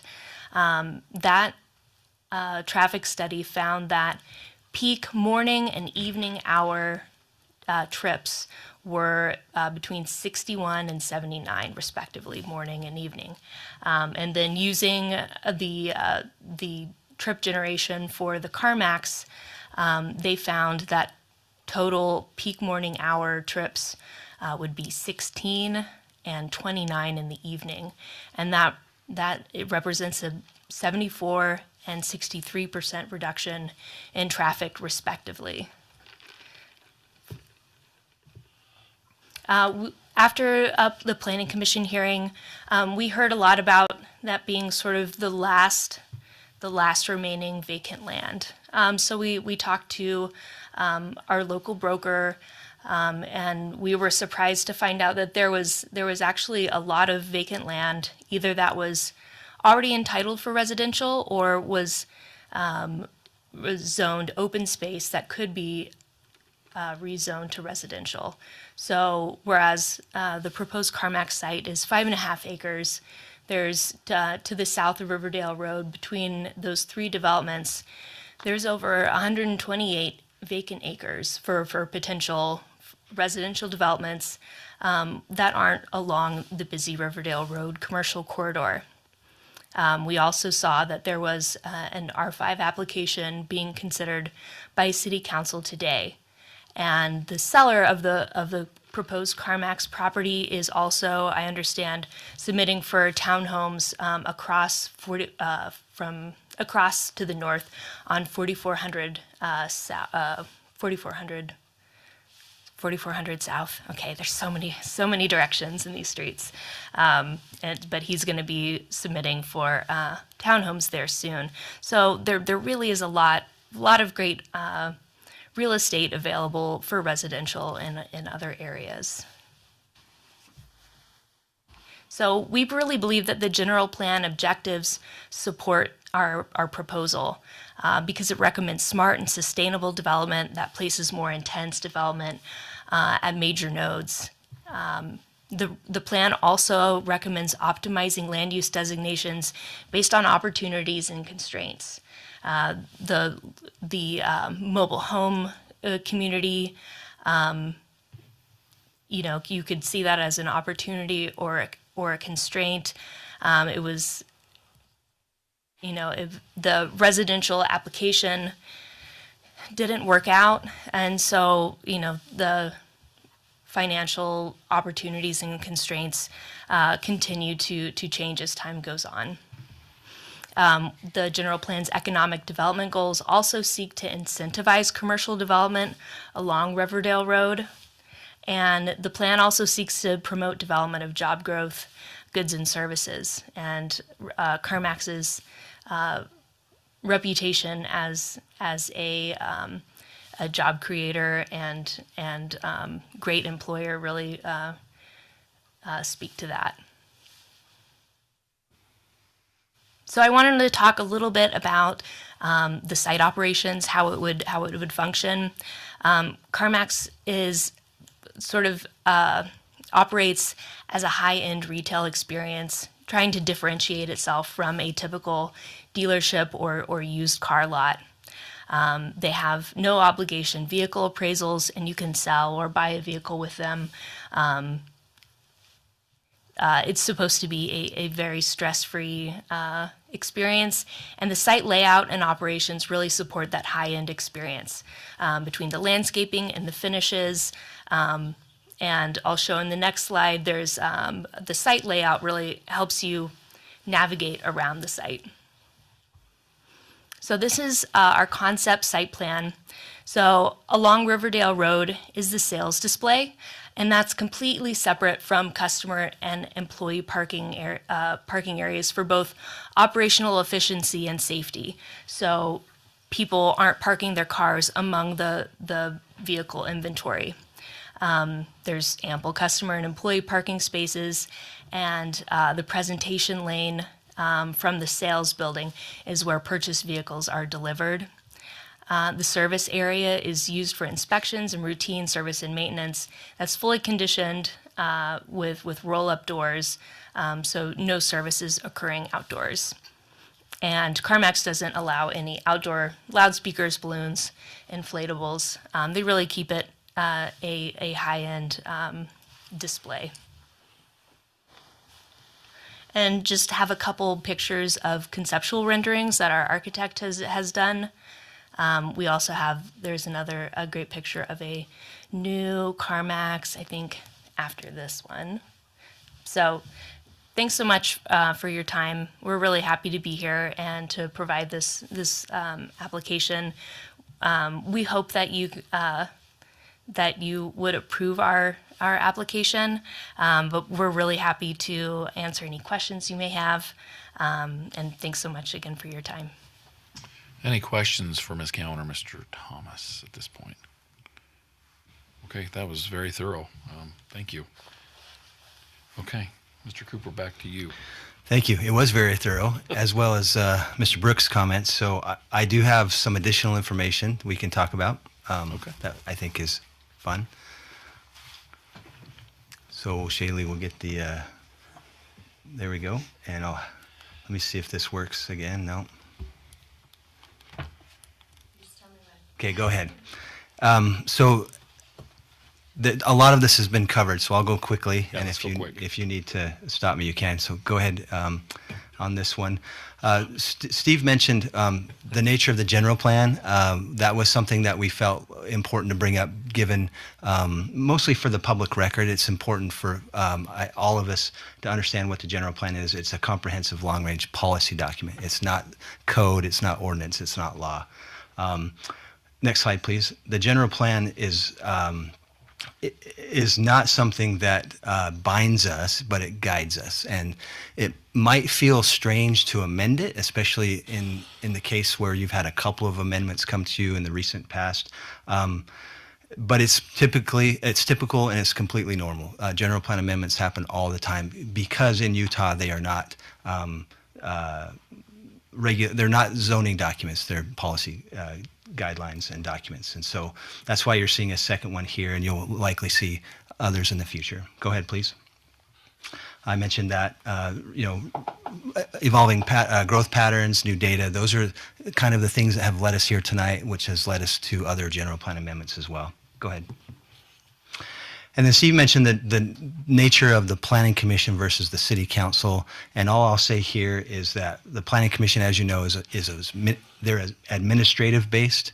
The council is legislative based. So there's two different lenses in which each body looks through, which combined completes a total picture. And so, as Steve mentioned, the Planning Commission did their job in their recommendation. And you may agree, you may disagree, but that's the nature of the process. Go ahead, please. So you're familiar with the location? Go ahead. As Krista mentioned, the historical use, so this is a map from 1993 to 2010. This is the condition that existed in those years. So largely commercial along the 700 West frontage, and then residential going into the back of the site. Go ahead, please. The American Indians used to be there too. Yeah, we can't forget them. That's why I started in 93. Yeah. In 2017, there was some changes there. The housing part shrunk a little bit, gave way to some commercial on the end there. Go ahead. And then in 2024, it changed again with commercial on both sides and residential in the middle. And this is what our general plan captured. So the reason why the general plan shows attached residential as the land use designation is because it captured that rezone that had just taken place recent to the general plan amendment. Go ahead. And there's the map. It's on the wall behind us as well. Go ahead, please. And as Krista mentioned, this is surrounded by C3 zone on three sides and really is compatible. The R4, I can understand why the council and the commission made the decision to rezone an R4 at the time, but it also, as mentioned, it also is not feasible at this time, and so that's why we're here today. Go ahead. Just another map showing the residential to the north and to the northwest with the commercial to the south and to the east. So going on to what the Planning Commission looked at and what their recommendation is. So if you've looked at the video or read the minutes in the packet, you'll know this. Among everything, their focus was the consistency with the general plan. Go ahead. And in that, they looked at the impact to the moderate income housing plan, which is one of our elements. It's part of our housing element, the moderate income housing plan. They talked about the scarcity of multiple family housing zones and the potential that we may or may not have for future resident opportunities. And then this intention to maintain the connections between housing, employment, and commerce. They wanted to be sensitive to that. And so as they discussed that and listened to the presentation that it was largely similar to what Kristen gave tonight, they forward a negative or unfavorable recommendation for approval. And the vote was 5-1. This is a slide that, just as a reminder, we talked about this in a work session a number of months ago, where as we think through land use considerations from a broader, more policy discretion viewpoint, which the council has, from a planner's perspective or from an economic development perspective, you pick up one end of that stick and you get the other end. They're two sides of the same coin: economic development and community development. And so as we look at things, and as we've talked in the past, there's really these four benefits that I think make up a decision-making matrix. And how you weight each one of these is not clearly defined. It's more art than science, but hopefully over time, the lens in which the council views proposals happens through these elements here.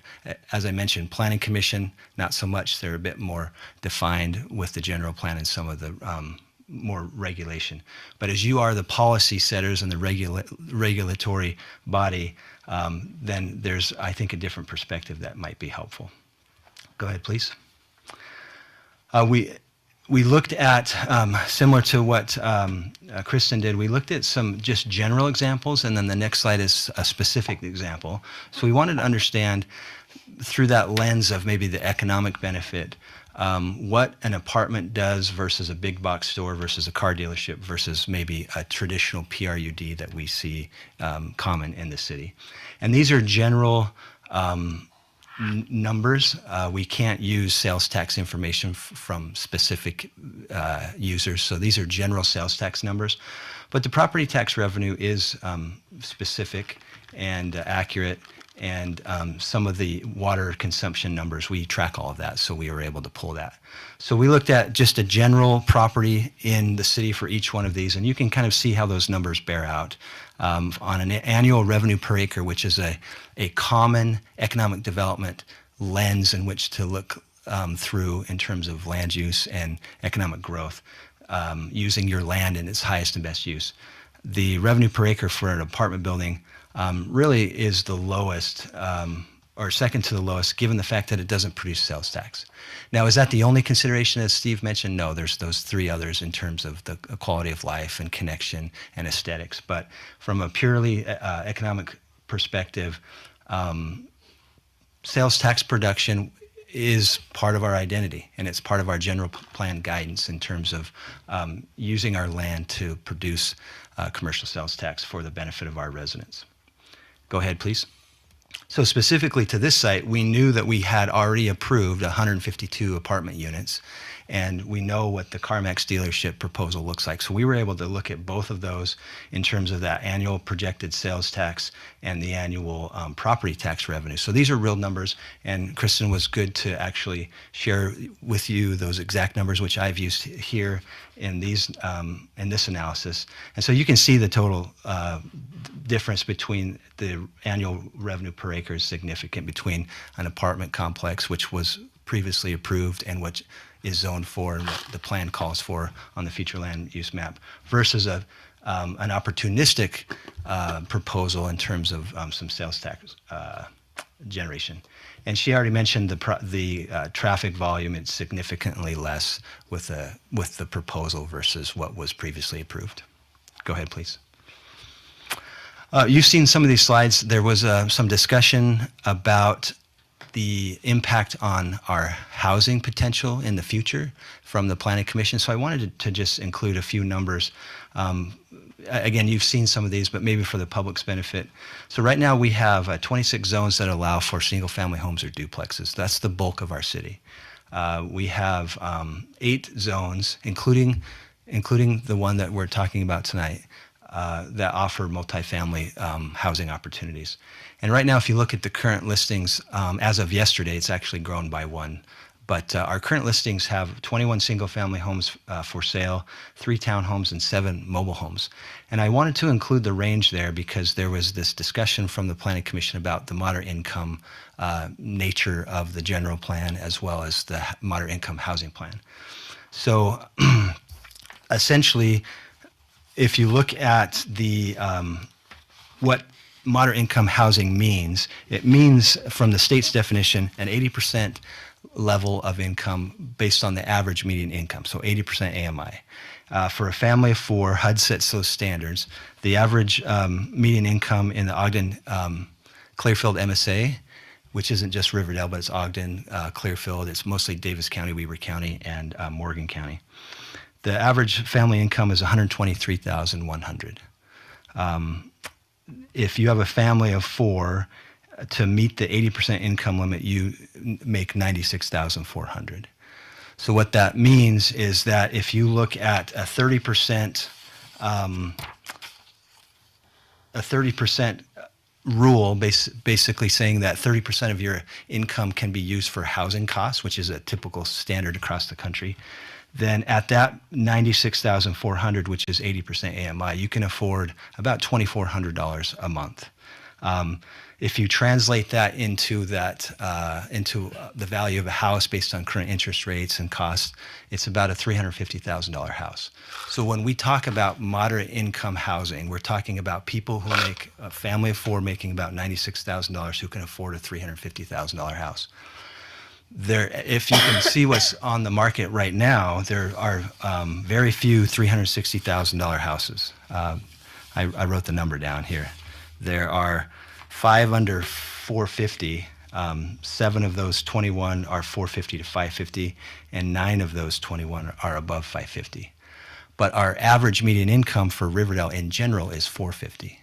So we're generally looked at as being naturally or having naturally occurring affordable housing, just because our median income is on the lower side based on Weber County and Davis County. But there are opportunities in the current zones that we have, as well as the other places in the city, to develop not just additional moderate income housing, but all kinds of different housing. Next slide, please.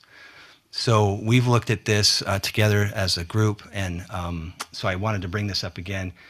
Kristen mentioned some of these, but right now, based on my count, based on what's available under current zoning that is designated for future housing based on the general plan, or potential opportunities for landowners to convert their land to housing, I anticipate that there's about 1,600 units that can be built based on those factors today, which would equal 3,000 to 4,000 additional residents into our city.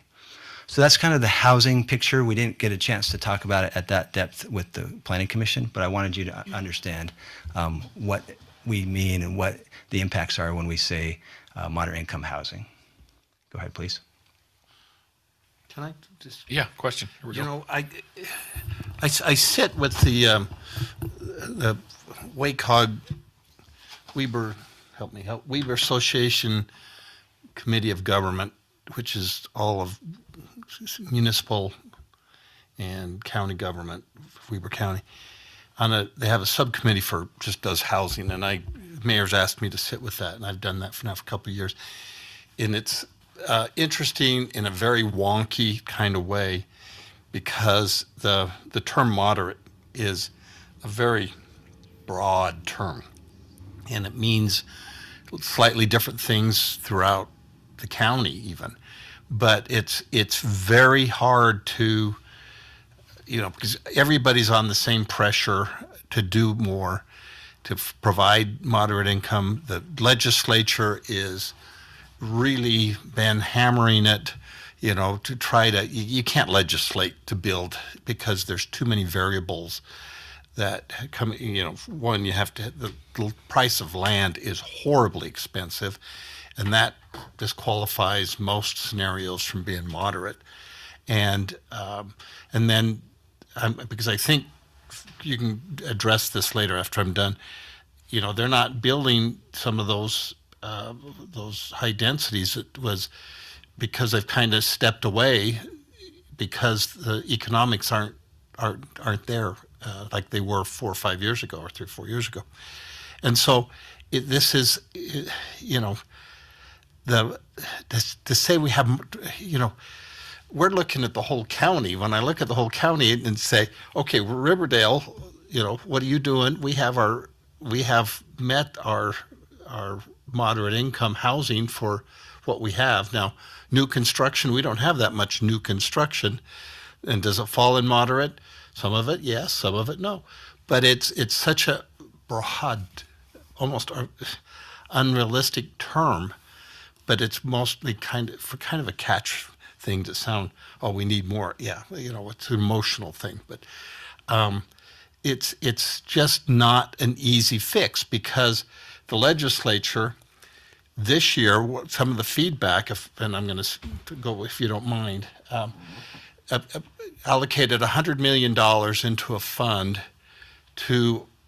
because so many communities have said, we would like to build, we have land to build, and I think there's some even in the area, Weber County, a number of places, but there's no infrastructure and there's no money to put in, because it's so, once you get the property, like out in the west part of the county, there's a lot of people would like to put in, subdivide their pastures, but there's no infrastructure. So the only thing you can do is put a septic there, because there's no sewer, and it would cost $3 to $4 million to put sewer systems out there, and the pumps and so on. So there's a lot of issues.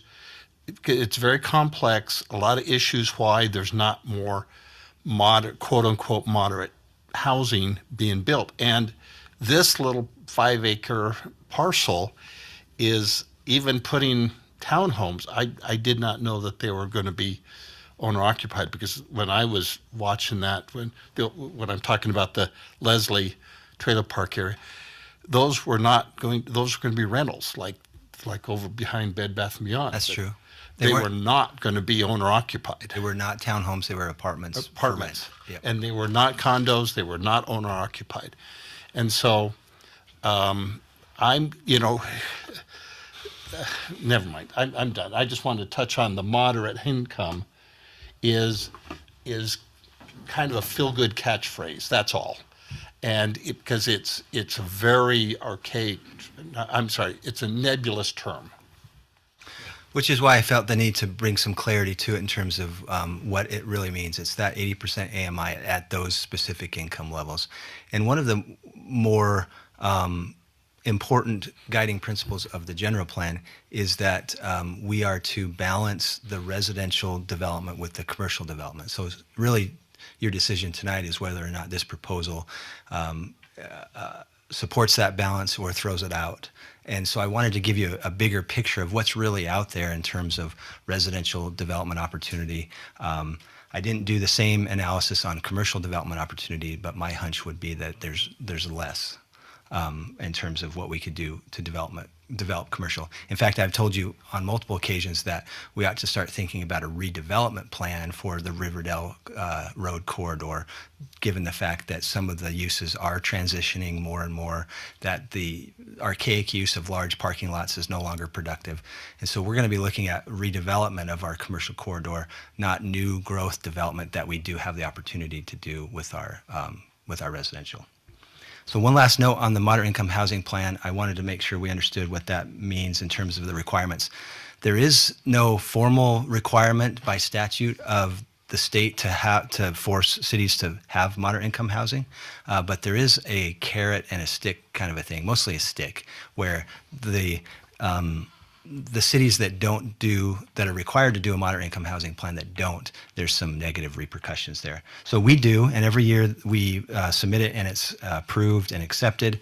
There's 26 strategies that are listed in the statute that we can choose from that would be strategies to facilitate moderate income housing.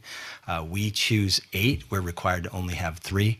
The 3 that I've highlighted, or the 2 that I've highlighted there, are really the ones that speak to this site as being zoned R4. It was identified as specifically as one of our strategies when we rezoned it as R4. Again, the general plan kind of captured all of that. So if we are no longer able to point to that as part of our strategy and we lose 2, we'll still have 6 well above the 3 that's required. So they were a little worried about that. So we've done a lot of analysis. You've heard from the applicant, you've heard from Steve. So our findings tell us that the proposal is consistent, first and foremost, with Utah State Code. We want to be sure that we don't run afoul there. it does support and clarifies the implementation of the general plan, as Kristen noted as well, by concentrating these commercial development proposals in the main corridor and making sure that we continue our regional retail hub type of image and presence. It is a coordinated, high-quality development, as you've seen. It's contiguous with land uses, with the C3 on those two sides and really across the street on the south. Almost as important to all of that, it's in support of our ongoing financial goals of the city, given what Mr. Brooks talked about with our 2030 goals, and just this idea of trying to balance that residential versus commercial use with our land. It does create less traffic than the existing designation of attached residential in any of its forms, whether it's the previously approved apartment building or townhomes or something that would follow after that. Go ahead, next slide. And so based on those findings, we do recommend, as we did to the Planning Commission, that you approve the proposed general plan amendment by amending the map from attached residential to commercial. Okay. Any questions for Mr. Cooper? We are just discussing the first item right now, the amendment of the general plan, but these are all kind of tied together. Any questions? I've got a couple of questions. All right. I noticed Ms. Cowan had listed that there were 193 units in the apartment, in her traffic study. And Mr. Cooper, you had indicated that prior development was 153. Did that include both sides of 4,400 in that total number for the 153? Yes, good catch. So the numbers that were presented in the revised traffic study that Ms. Cowan showed us do factor in both the north side and the south side. I believe my numbers calculated out the north side, just to look at the 152. Okay. So it would be slightly less than what's been stated. The numbers seemed like they would be inflated somewhat, almost 20%, because I don't think that we could accommodate 193 units on that parcel and provide adequate parking. That study took into consideration the total amount of units on the north side and the south side. Yeah.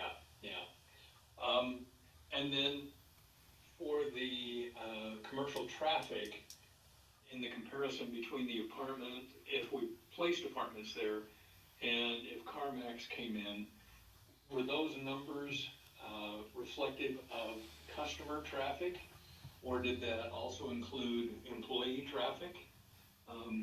Is there any clarification on that? Do you mind clarifying that? Can you come up to the microphone? We have people online, and that's the only way they can hear. Of course. Excuse me. Got to replace that.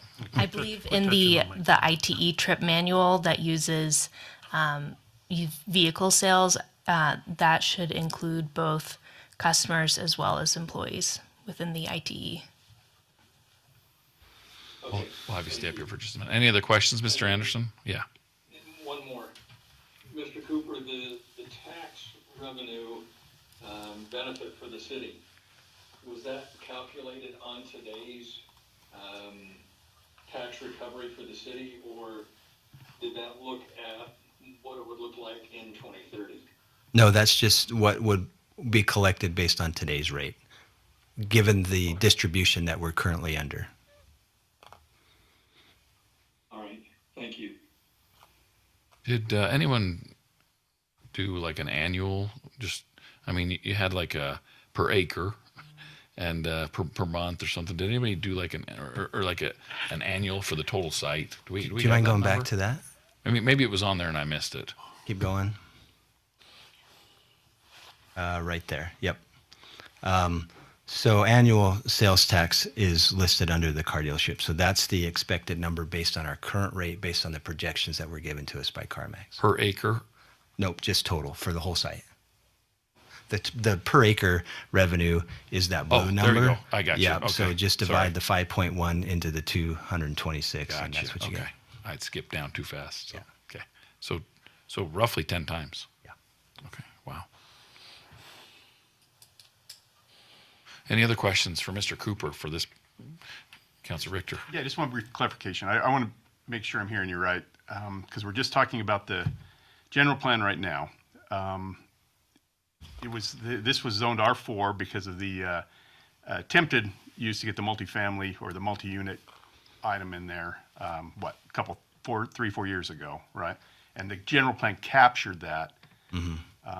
Is it this was kind of prior, before me, is it your assessment then that was the reason it was zoned for? That's the reason the general plan captured it as residential? There really wasn't a strategic move there to do residential other than saying that was a proposed development plan at the time?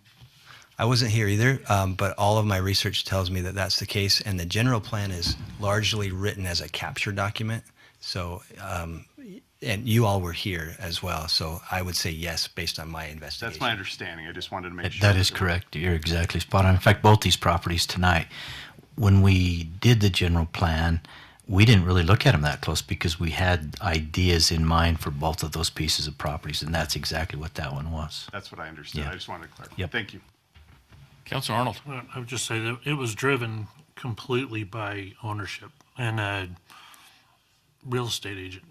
I mean, the real estate agent had the plan, the idea, hey, if we did this kind of thing. And so when Steve was talking about, property ownership and, the American way kind of thing, it's like, well, yeah, I mean, you got X amount of millions of dollars to put into this project and ready, set, go. And then he didn't go. And one of the things that we have to look at is you have a proposal on the table and a failed Understood. Yeah, something 100% on there. understand. I mean, when you're talking about somebody tried to pencil this, multifamily living thing, whatever it was, he tried to pencil it, it didn't work, so it failed. Then he tried to pencil it out again, and it failed again. And so now you have somebody coming in and saying, hey, we have a better use for this. I mean, I don't have a problem with this at all, because when I look at the general plan, I want to look at like snapshots. One of the things that Mike said in his public comment was the up thing. And I'll be honest, I haven't seen the show, but I've seen enough of it to understand what it is.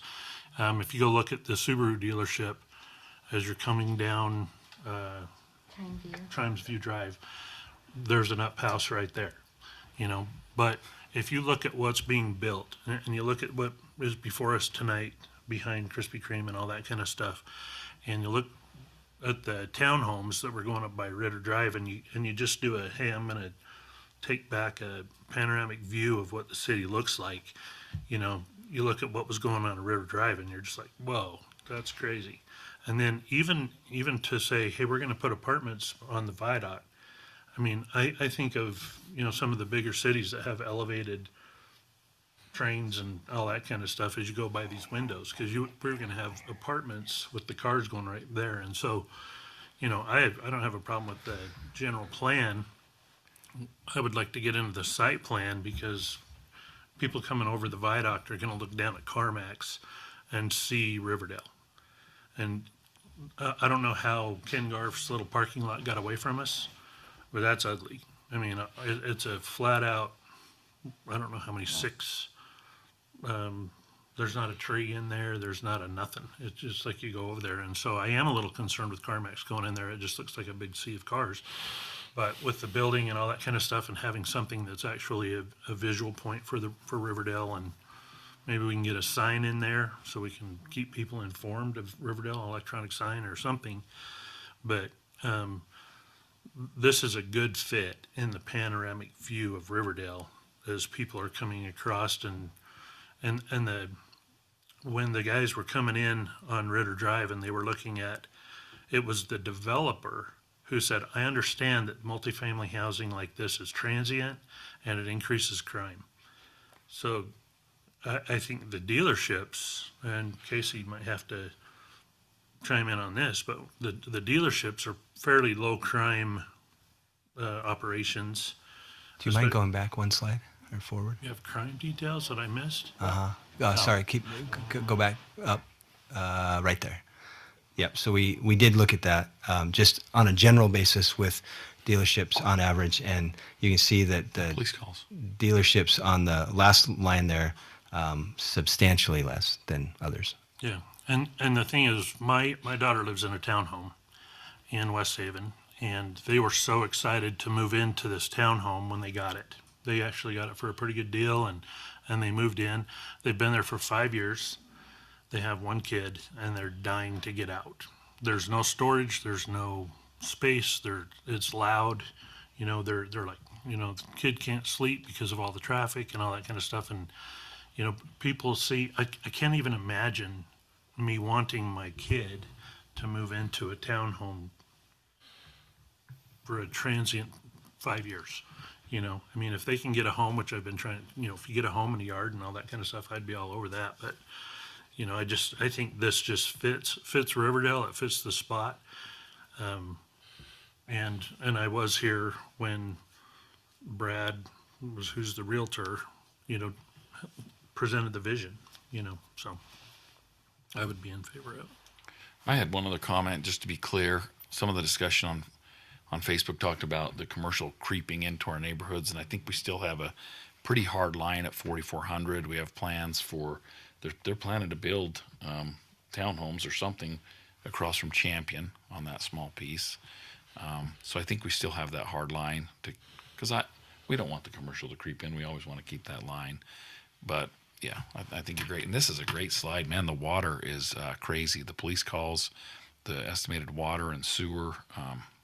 Yeah, anyway, that's a great slide. Just Yeah. one more quick thing. CarMax is regional. This isn't like another dealership kind of thing. It's like when Tesla came in and everybody was like, whoa, Tesla's coming in here. CarMax is regional. You're not going to put one in Layton and Brigham City. And I mean, they're a regional operation where they just don't, you know, build them on every corner. And I mean, it's a really an opportunity for Riverdale to have it here, just like Trader Joe's and things like that. Councilor Stevens, sorry, he raised his hand. I just need to step out for a few minutes to Okay. catch my breath, if that's Yeah, okay. yeah, I did have some comments, but I can Okay. probably share them on the next part because you're all doing great. Okay. Okay. Councilor Stevens, you had a Yeah, comment? it is a little warm in here, but It is very warm. What's going on with the anyway, the couple of things here. One of the things when we first moved here 30 plus years ago is the car dealerships versus the box stores. Now I'm a process kind of person, and do you want car dealerships that are low traffic, high dollar, or do you want a box store which is high traffic, low dollar? And you know, we've got the box stores, but we don't, you know, when I say dealerships, I'm talking about you know, Ken Garf has done a lot because car manufacturers want their brand to be represented a certain way. Now, I'm going to share something. We patronized CarMax here in the last year, and I just thought, okay, I've seen it down. It was at one down in Draper, just off the freeway, I think at about 106 South. And the more we got involved with them, and I learned their business model, they really have an interesting business model that's different than what you've, because we actually, my wife found a car. It had been looking for a particular model, a particular car, and it was in Arizona, and we paid the $200, or she got online, paid the $200, had it shipped up to Salt Lake, and then we went to Salt Lake. Now, we weren't obligated to get it, but they brought it up to Salt Lake, and so I went through that facility, and they had a big area in the back because they have a very large inventory that's advertised nationally that they move stuff. And so, you know, you can buy something in California and have it shipped up here, and if it works for you, hey, great. Now you're going to pay a little for the shipping. But it was unbelievable, that experience. They don't haggle. That's the price, and it's very fair priced, and it was a good quality, and I consider it a very good experience. And the business model is, like he mentioned, it's unique and it's regional, and it's actually a good citizen for our community. Everything I learned about it and read about it, because I was kind of taken by their whole business model. It's very different, in a good way, Much like Tesla has their own business model, this is a national company that has its own business model, and it's a good fit for that location. My only beef, and take this back, it's not big enough. You need to occupy the corner and expand your inventory, because, and when you said you were doing 33 a month, 100 sales per month equates to about 33 million in annual. okay, that is a very large number of, for a 1 acre lot or 2 acre smaller lot, doesn't do anywhere near that. They maybe do 20. I mean, so that's a huge number that is going to benefit us tremendously. Anyway, I'm very much in favor of it. Councillor Hanson, do you want to make comments now or wait till the next item? Since I'm here, Let's maybe do it now. Get my oxygen up a little if I talk.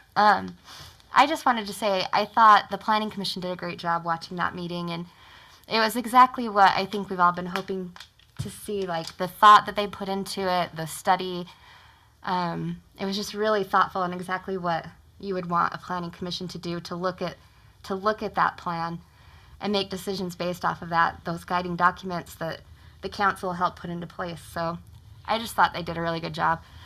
And I think even they pointed out that that whether it was transitional high-density housing or more of a passive commercial, that it would be a good transition for the area. And that's how I feel about it too. And I know it's hard. A lot of people have said they don't want to see more car dealerships, but it's such a great thing for cities just because of the low impact on infrastructure. You can see even with the police calls, for what you get in return, it's just such a beneficial thing to have. And the location, I think the hardest part about the location is that it has a hard history. That us on the council, I don't think all of us were here when those decisions were made or what happened, and you have to take people at their word when they're the property owner, when the council makes decisions. And so it's hard to have that history, but I think we as the current council have to look at what is in the best interest of the city now and what's being presented. And having worked where CarMax is located in Utah before and been part of the public works team as it was constructed, and for a lot of years after it was there, it was a great company to have in the city and to work with. And I don't remember any negative feedback at all, even during, ironically, the development process, so which is unique. And so I would say the other thing is we do have other car lots that border residential. I grew up in the neighborhood with one of our oldest car lots that's still there. It was Peterson's at the time. I think it's Ken Garf now. And I grew up in that neighborhood right behind it, where it's the car lot and the parking lot and then our neighborhood.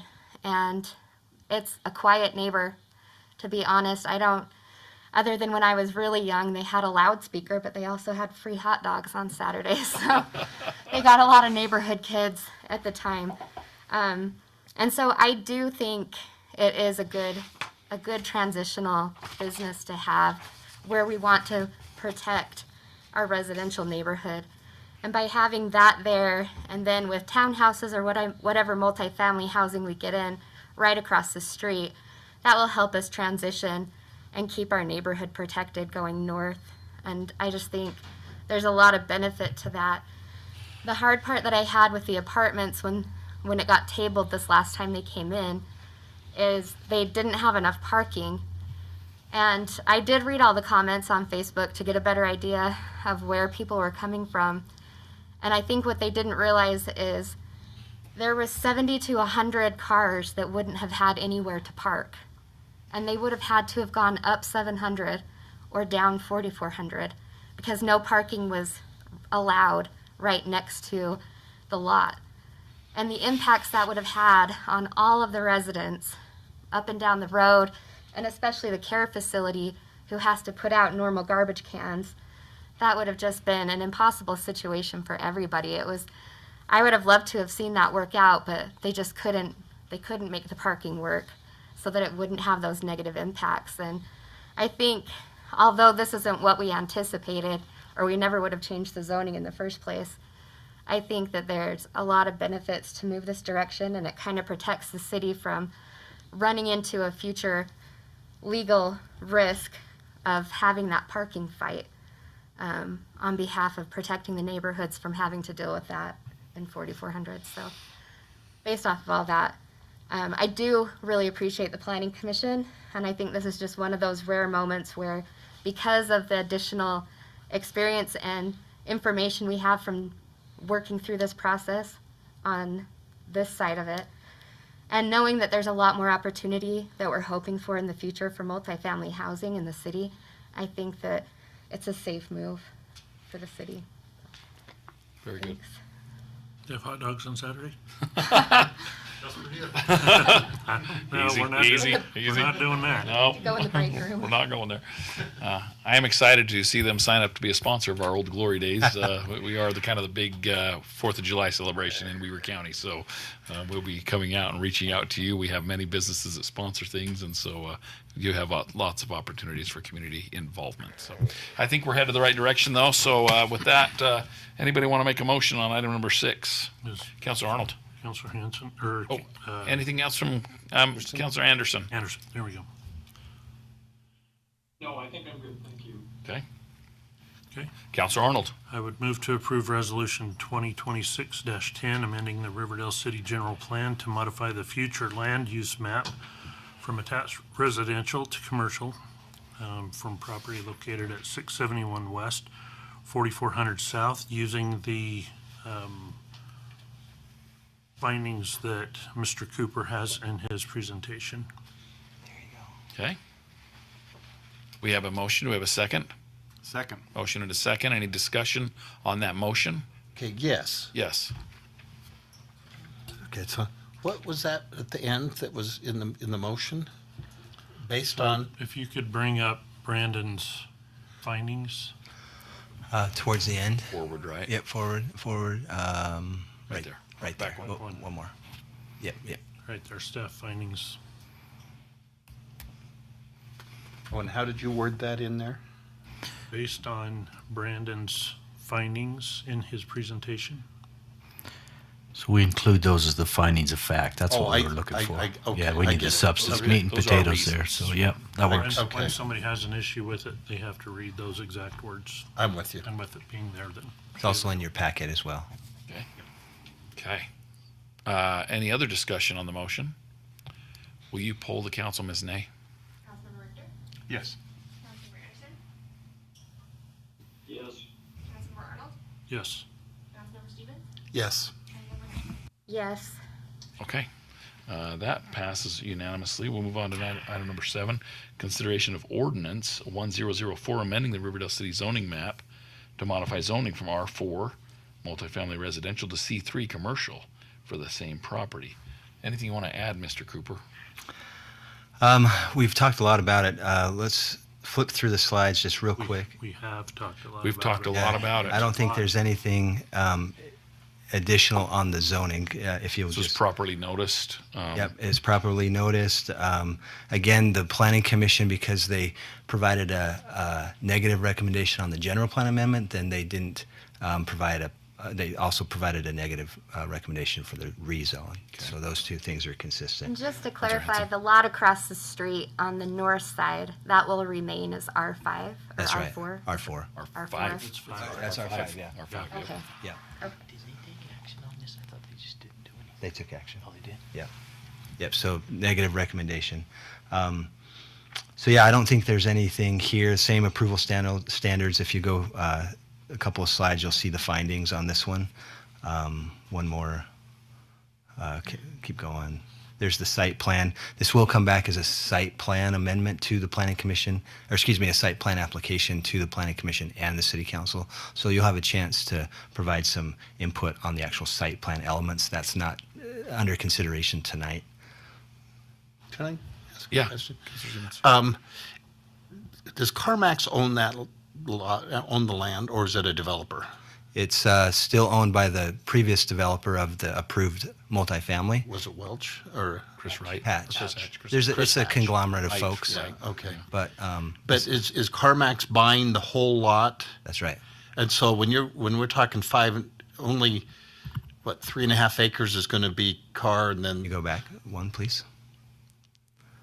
So there's the proposed site plan as it stands tonight. This hasn't gone through formal review okay, or anything like that. Okay, so we're talking the whole lot, even though only a portion is going to be the car dealership, and then the portion is going to be That's other. yet to be determined Yeah. because a site plan application has not been made. Right. Okay, but it's still, we're just talking the whole general. This Okay, is got the it. concept map for the whole site.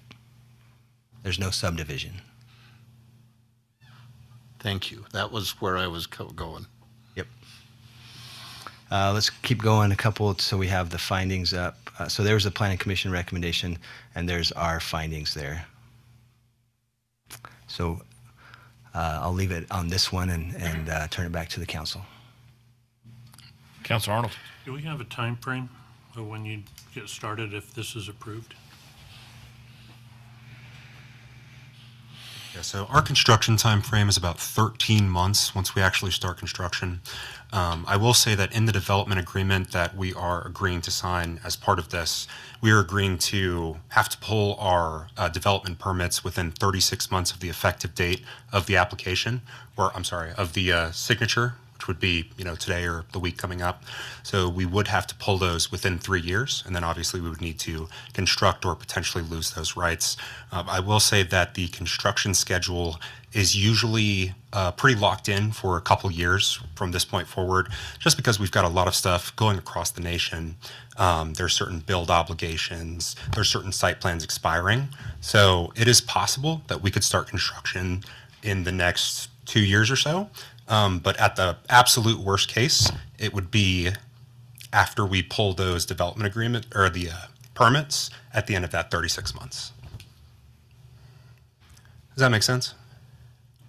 Yeah, I think that was my question on the 36 months. What was the delay there? And you just because you've got stacked up projects? That's is exactly that right. essentially it? That's exactly right. Yep. Okay, any other questions? So it can sit there for almost 5 years? So, as we currently have it negotiated, we would have to pull within the 36 months, and that would start as of when we sign Tomorrow. it. So, I'll sign it exactly. tomorrow. Exactly. And then 18 months after that, so it could be. 13 months after that. I would be surprised if we take the entire extent of that time frame, just personally. This is an area that we really want to locate in. We think we're going to do well here. So we do have the flexibility as it's negotiated to wait that full time frame, but I would be surprised if we took that whole time frame. That was, yeah, okay. We hope to see it more sooner than that, so. Sure, Yeah. of course. Okay. Good question. So, if I Yeah. could, so if this is approved, is CarMax going to be buying it, or is it still somebody else, and then they lease it? No, it's a acquisition. It is, okay. Yeah. And you're acquiring the whole parcel? That's correct. Okay. Any other questions? Okay, we would need a motion.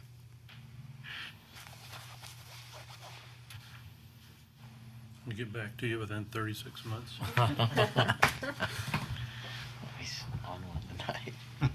Anyone? You need findings? Yeah, You just and they're on the screen. You could do the same thing and refer to those. All right. Make a motion to approve the ordinance 1004, amending the Riverdale City zoning map to modify zoning from R4 multifamily residential to C3 commercial for property located at 671 West, 4400 South. In regards to the findings in Mr. Cooper's presentation. Okay, Mayor, can I add one thing? We do have a substitute ordinance for this. So the ordinance that's in the packet had some information in the first paragraph that as after some discussion with Councilor Hanson, we found to be irrelevant. So I just changed that, basically omitting the consultant's name and just including CarMax's name. So you would want to make reference in the motion to the substitute ordinance if you find that appropriate.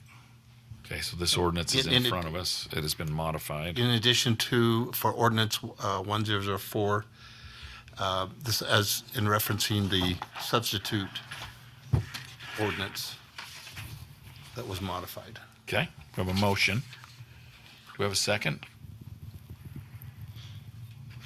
I'll second. Motion and a second. Any further discussion on the motion?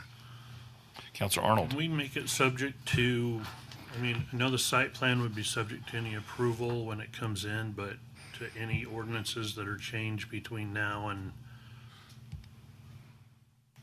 49 months of, not saying you're gonna drag your feet, but that, you know, the people lost their homes in that area. I mean, rough homes, I understand, but, you know, it's a vacant field that has gotten a lot of publicity over just being, you know, we go over the viaduct, and like I said, it is Riverdale, and what is it? It's a wiped out trailer court kind of thing, and it's just been a little bit of an issue. So this action is for just the general rezone. I think that question is more appropriate in the next item with the development agreement. So I'll explain what the development agreement doesn't do, and then maybe that is a better spot to talk about that. Okay. Okay. Any other comments? All right. Will you please poll the council, Ms. Nay? Councilmember Hanson, Yes. Councilmember Richter, Yes. Councilmember Anderson, Yes. Councilmember Arnold, Yes. Councilmember Stevens. Yes. Okay. That passes. Very good. Let's move on to item number 8, consideration of resolution 2026-11, approving an agreement for the development of land for the development of a project at 671 West, 4400 South. Mr. Cooper. Okay, so this is where I think your questions become relevant. So this is an agreement that is in response to concerns from this council and past councils and what you're alluding to tonight is that when you take action to rezone a property in exchange for a future commitment, and that future commitment doesn't come, but you've based that decision of rezone on what's been provided to you in terms of concept plans and other things. This is a protection for the council to understand what that expectation is going to be for that duration of time. So as mentioned, this basically lays out the steps in which the applicant, in this case CarMax, would acquire all of the development permits. So that is a number of permits: site plan approval, there's a conditional use approval, they have to get all the signs approved, the building plans approved. So those are classified in the agreement as development permits. They have 36 months, as mentioned, to obtain those development permits, and if they don't, then whatever rights were given to them in the action that was just taken can be and would be lost, and the council would then have the ability to rezone the property at their discretion within that 36 months. It does set out a few concepts in terms of what the expected site plan would look like. So it does talk about being consistent with what you've seen tonight, but it doesn't prevent any flexibility of the council or the staff review to have something that is going to be different than what you've seen tonight. So for instance, we haven't worked out utilities, right? There's no utilities on the concept map. There's no landscaping. I think there was a small landscaping diagram that was shown, but none of that's been worked out. So there is some discretion there still in the issuance of the development permits, but it does just outline that process. So you've already taken action on the rezone. This is not, the rezone is not subject to this document. It's just a protection for the council. It can be renegotiated. It could be scrapped in its entirety if you don't feel it's necessary. But this was something to help the council feel comfortable that your action tonight is going to produce something that's desirable instead of just leaving that property zoned as commercial for, and in the case that they may fail in their transaction with the property owner, now you have a commercially zoned property that could be something other than a car dealership. Very good. Thank you for the explanation and the protection. Is there a way? I know we have to list that as a may. I know a lot of that is on the staff and on the council to remember. Is there a way to hold ourselves more accountable so we don't miss that opportunity, so that it's brought back up as soon as we know the development may not move forward on the rezone?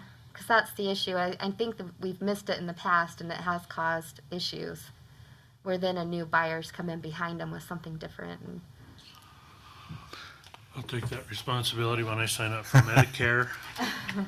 In the future, we'll jump on board and remind everybody that Alan signed up for Medicare and CarMax is supposed to be going. Councilor Anderson had a power outage, and he's trying to rejoin, so I don't know if there's anything you can do to help with that, Ms. Ney, but anything, he's currently off with In us. answer to that, Annie, we'll go ahead and make sure we get that calendar and keep that in Brandon's department so we keep a better eye on that. Councilor Richter. Yeah, I was just going to be in support of that. I mean, it's the once bitten, twice shy Yeah. model here that we've been down this road, that we have plans and we think we know where we're going, and then the wheels fall off. And so I appreciate that. Thank you. I am really excited to have them come in. I think we're excited to get on the road with this, and I think we're a little bit surprised. We were probably thinking that it was going to occur a little more quickly, and hopefully it will. So anything we can do to spur that along. Maybe we need to put something in there where they have to serve hot dogs every Saturday until they break ground or something. Free hot dogs every Saturday until the ground is broken, you know. Get one of those special hats then. Yeah, I mean, get some motivation, some teeth. We want a wiener schnitzel. We want some mobile. teeth, yeah. But they have to bring in a water slide every summer until the ground's broken. But anyway, no. Anything else, Mr. Cooper? A little birdie just mentioned a good idea. There isn't anything right now in terms of maintenance of the property Yeah. and the duration. Yeah. So that could be something that could be imposed in the agreement. We haven't talked about that, but certainly that's up to you, and I think that's a good suggestion by Sean. It's great. Yeah. I think that would be a big concern, because it was before. It just kind of rubs salt in the wound for everybody about the housing being removed when it's in bad repair. I'm assuming the land transaction would take place fairly quickly from tonight's action, and there would be a gap between ownership and development. That's correct, yeah. So, Yeah, please come up. so we will be closing on the property after the finalization of the site plan review. So it's probably going to be another 3 or 4 months or so. But then we would be the fee owners of the property until development. Yep. It's a good idea. So we'll get something in there about maintenance then. Yeah, so in your motion, as you approve the resolution, I would just add something like that, give staff direction, and we'll make that happen. Okay. Is that okay? Yeah.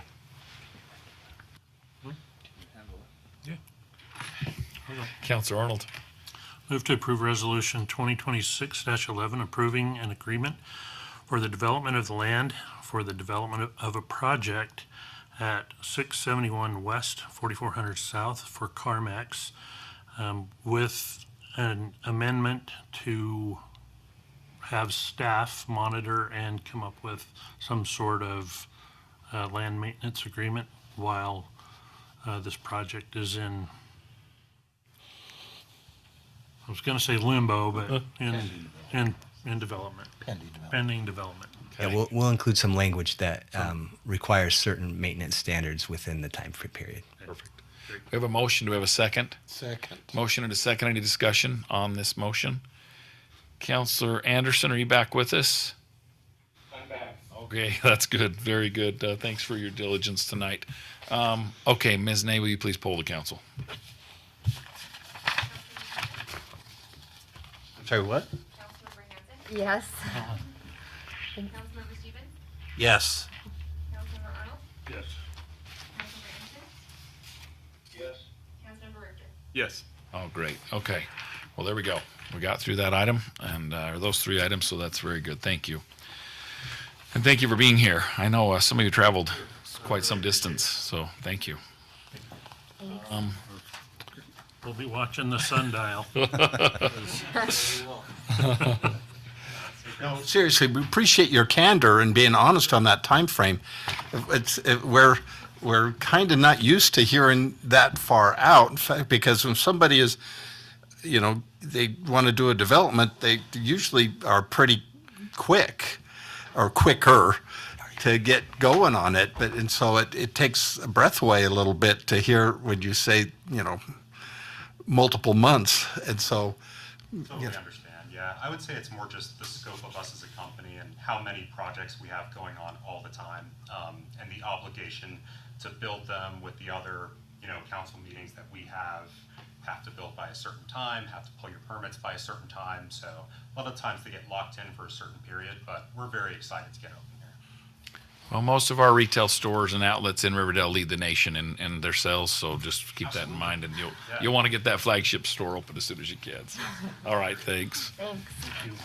Okay. All right, let's get going. Number 9, motion to untable and consideration of ordinance 999 regarding proposed text amendments to Riverdale City Code Title 10, Chapter 22 Planned Residential Unit Development, PRUD. We tabled this on 1/20 last. Mr. Cooper. Could we make it? I'll make the motion to untable. Okay, we have a motion on the table. Second. All in favor say yes. yes. All right, that motion is untabled. Mr. Cooper. Okay, we can go as quickly or as slowly as you want on this. We've talked about this a number of times, as you've mentioned. If you recall, we met on the 10th of February in a work session and discussed it. I thought that was a great discussion. I did get one email with comments back from Councilor Richter. Thank you for that. So in the packet, I won't go through these slides again unless you have some questions about that. But in the packet, I've given you the revised PD overlay zone language with some of the comments that were received both from that meeting and Councilor Richter's email. So in the gray, these are changes that have been made since you've seen this last. And essentially what I've done in the first section there in the title is there's a couple of ways to deal with these type of things. I'm suggesting that we do this as an overlay zone based on your comments last meeting in terms of the process and how the council gets involved and stays involved in some of these projects. So an overlay zone is a legislative action. So if this was to be applied to a project either in response to an application or proactively from the council, which you can do, and the general plan actually encourages you to look at properties in the city and place this overlay zone on top of them. Either way, it would act as a secondary layer of regulation on top of the base zone, and that would be your action to do solely with recommendation from the Planning Commission. So if you go in section 1, Mr. Cooper, can we advance our slides a little bit I'm just going in the package. Yep, right? I'm just going strictly off of the red Gray. line. Red line. Yep, this Can we document. get to there? Do you think, or? No, I didn't put it in the slides Oh. because it's 14 Oh, pages it's not in long. the slides. I yeah. gotcha. Okay. So if you So have it's this in in the packet and you Yeah. can pull it up, Gotcha. that would be the best. So in section 46. Oh, thank you. There we go. Section 1D, I've just added some additional descriptions of the purpose for why we would have this. And Councilor Arnold, you've mentioned on a number of occasions your disappointment in certain developments after they've been approved and then you've seen them in real life. This is meant to solve that. This is meant to give the council the most discretion that you would have in any project. And so using the overlay zone to the benefit of what you actually want to see is what its purpose is. Section 2, this is in response to one of your comments, Councilor Richter. What's the administrative land use authority and what do they approve? So in this case, I've just followed with what we normally do with our land use applications. We've made the Administrative Land Use Authority the Planning Commission and kept any legislative actions to the City Council. So that's standard. In fact, Shaylee, do you mind advancing the slide? I do have one on this because this is a big change. There you go, that one. Can everyone see that okay? It turned out a little fuzzy. So I wanted to draw the process for you visually so that you would see not only how things typically work, but how this process would work if a plan development request came to you. So the project would be initiated and the applicant would contact the Community Development Office, as would be the typical situation. This second step where applicant meets with the Design Review Committee, that is a change that I'm proposing both in this document, it calls it out, as well as we'd have to make another change in another part of our code where it defines the DRC. I'm suggesting that we add to the DRC, so backing up, right now the DRC is mostly architectural in nature. So the mayor meets on that committee, I think the chair of the Planning Commission, myself, Mr. Brooks, and it's early on in the development review process, and it's solely looking at architectural elements, materials, colors, scale, signage, landscaping, those kind of things. I'm proposing as part of this process, and if you look on, I don't have a page number, but it would be section 9B, I'm proposing that the, or section, actually it's 9A,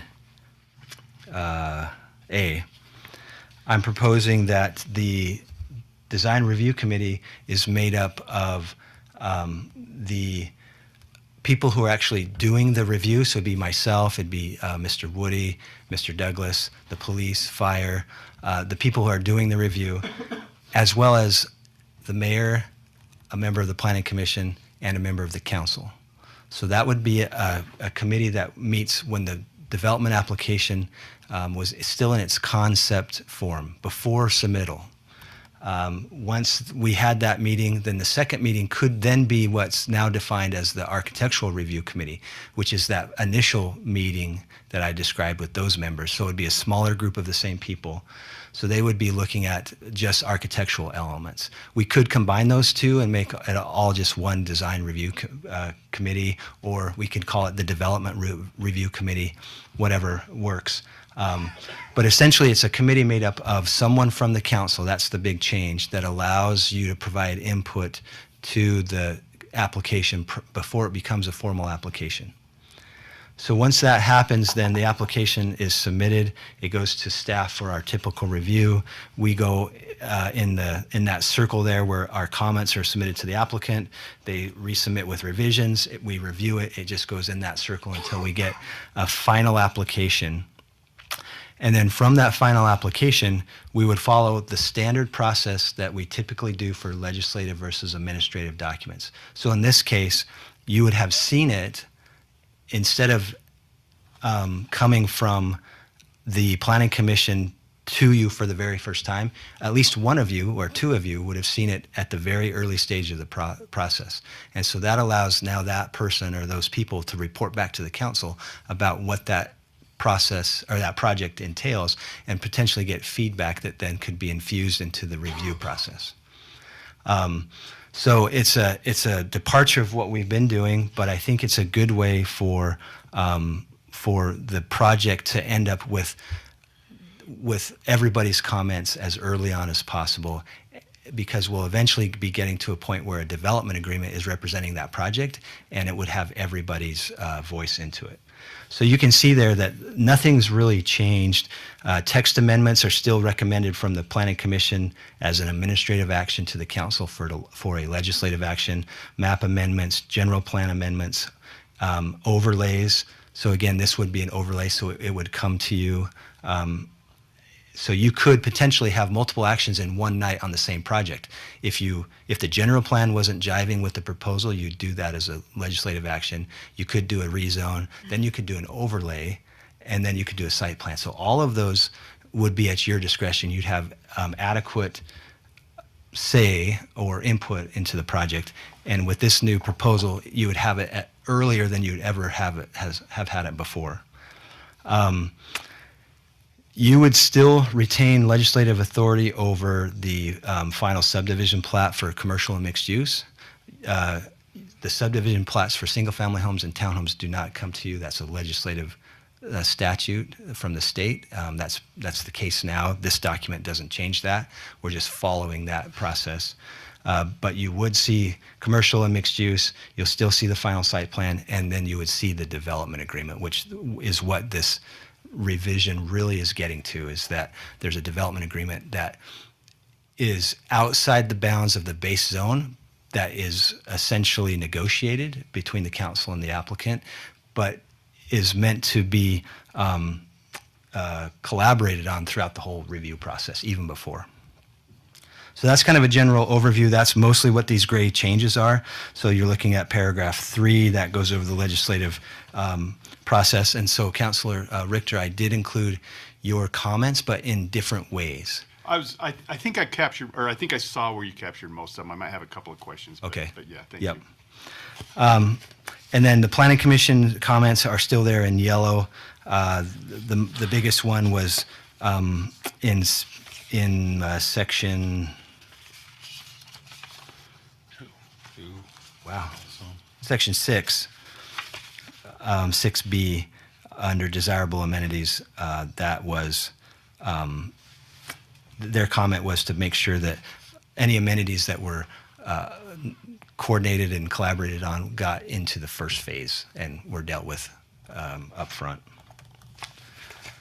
So we could read this paragraph by paragraph if you want to, or we can leave it at that, and I'll answer any questions.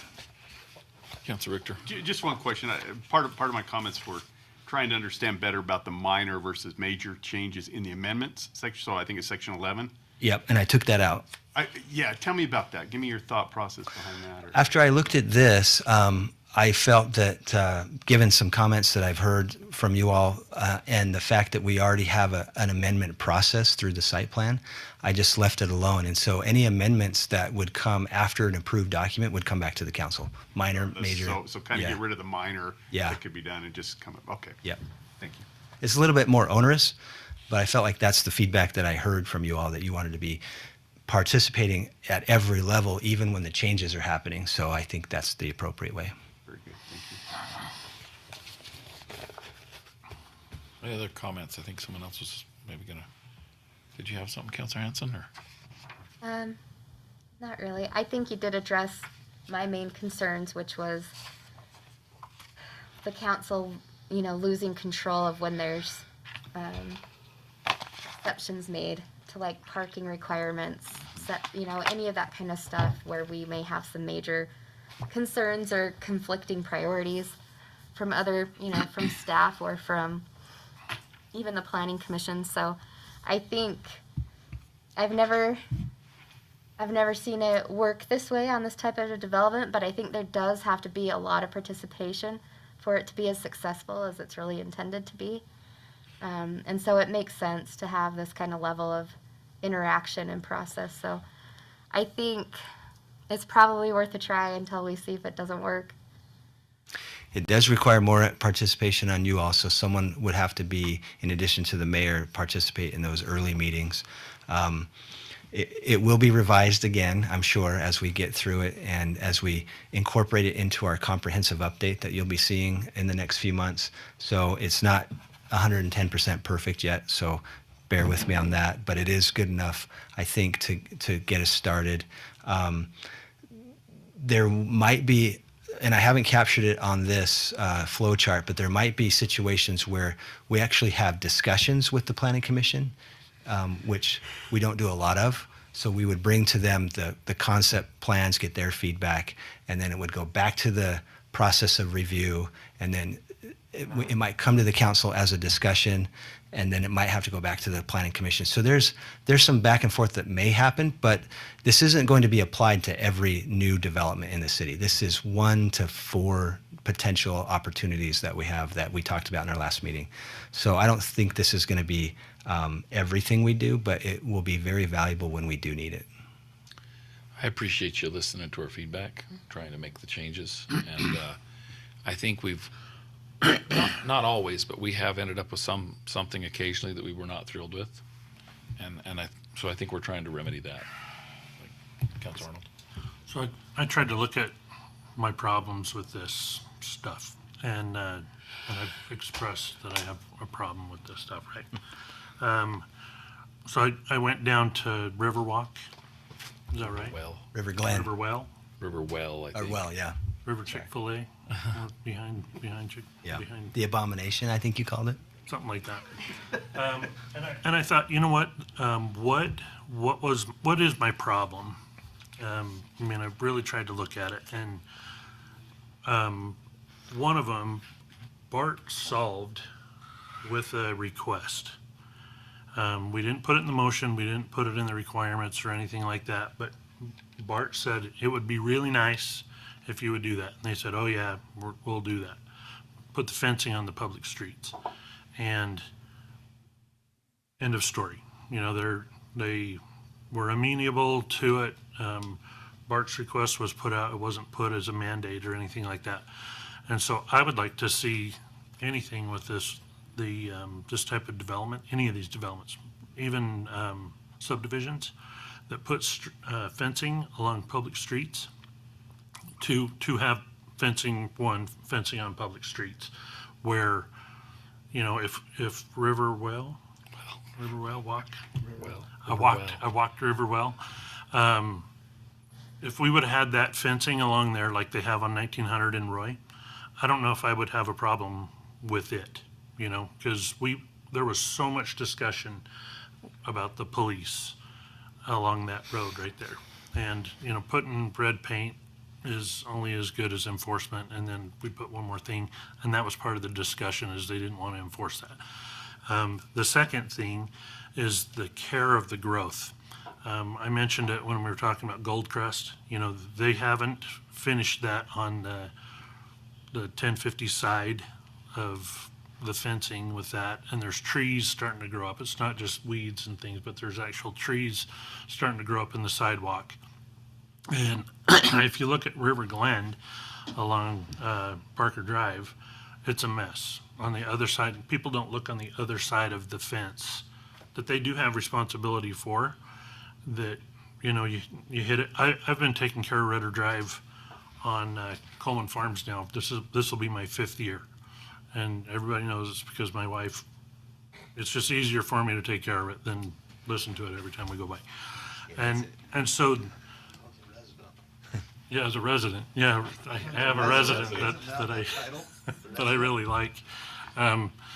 So to care for these things, to have fencing along public streets, once you get in there, I don't even notice the parking stalls that they shaved.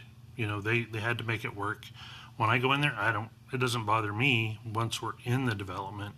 It's when we're outside the development. So the fencing is, I would like to see all of them along public streets have a safety fence. That's a cool one, like on 1900. I love that. Care, we can do that with our code enforcement guy, right? I mean, we can consider it overgrowth and have people take care of that. And then I have a problem with field changes. Having in Riverwell, you know, you change the fence, and they took advantage of it. They're like, yeah, we don't want to do that. We want to do something less than. And it's like, yeah, okay, let's do it. And I think it puts a burden on the people that are going to surround that area. And so what I've realized is I don't have a problem with the developments. I have a problem when it spills out onto the public for whatever, you know, the HOA problems and things like that. And that's why I have a problem with the HOAs, is because Richmond American Homes, it's a college fund for their kids or something, because they're not spending the money that they're getting on the stuff for that. You know, 40 people, 40 homes pay into that homeowners association, and they can't tell you who the homeowners association is, the people who live there. And they're like, we would take it over if we could, but we don't know how. And so anyway, those are just the 3 things that I would like to see in this, that when people do plan development, that they're fenced in on the public streets, that we have something that we're saying, you know, they look good. They just don't have overgrowth. And when we make a change, sorry. Go ahead, finish. No, you're more important than I am, so. Not really. Let's just add in there. Come on up. Really out of context, but we'll just throw it in here. So we have been kind of hitting those fences you're talking about with code enforcement. As we're talking about fences and barriers, if we're gonna mandate that stuff that you're wanting to do, let's mandate a mow strip underneath the fence, which prevents the vegetation from going onto the city side. It keeps the vegetation on the property owner side, and then it'll eliminate a lot of work from our code enforcement and make it look a lot better. Oh, great. So I mean, that's just Good input. Having these little things in the ordinance that when somebody comes in and they say, you know, on the public street, we're gonna have a decorative fence that isn't a white plastic thing, you know, that's the wrought iron that Bart suggested, that they were like, yeah, you bet, that sounds great. That would have been great. And care for it, that's us. And then just the field changes saying, you know what, I think it's fine. I think we should negotiate, you know, if they say, hey, we're gonna put a smaller rail fence in versus a 6-foot solid fence, it's like, what are you giving us? You know, so anyway. Yeah. So just some thoughts on that, if I may. Yeah. So I think the changes that we've made with your feedback thus far accomplishes most of, if not all of those things, except for the fence, and I'll explain that in just a minute. So the HOA, as far as the PD overlay, this doesn't apply to every HOA. We'll fix that in the comprehensive part. But in terms of a PD overlay, it corrects some of the problems that I think we've all seen with HOAs. They're a massive, massive problem, not just in Riverdale, but everywhere. So that seeks to correct some of that. In terms of the regulation, the field changes, we've taken all that out. So any amendment to a PD overlay development agreement would come back to you, even if it's a fence change. So again, little onerous, more process, but that's what you requested, so we fixed that. Regarding the regulation, so as you've learned, a suggestion is not enforceable, right?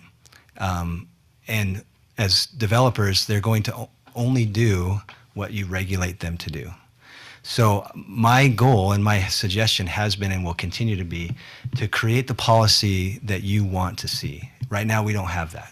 What you see in your mind and what you want to have happen in the field is not reflected in our policy in most cases. And we can only regulate to policy. We can only, as we do our reviews and as we ask them to make corrections, we can only do it to the level that you all determine through regulation and policy.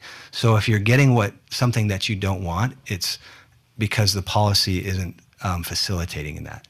We're going to try to correct a lot of that with our comprehensive update, because I agree with that. We're not getting the standards that we think we want, because there's nothing that would require that. The PD overlay allows you to negotiate that and to collaborate with the developer on key pieces of land that are important, that we get absolutely right, that we don't have good enough regulation for right now. So I think it solves every one of your problems. Councilor Arnold. One more issue. I think we got to have speed.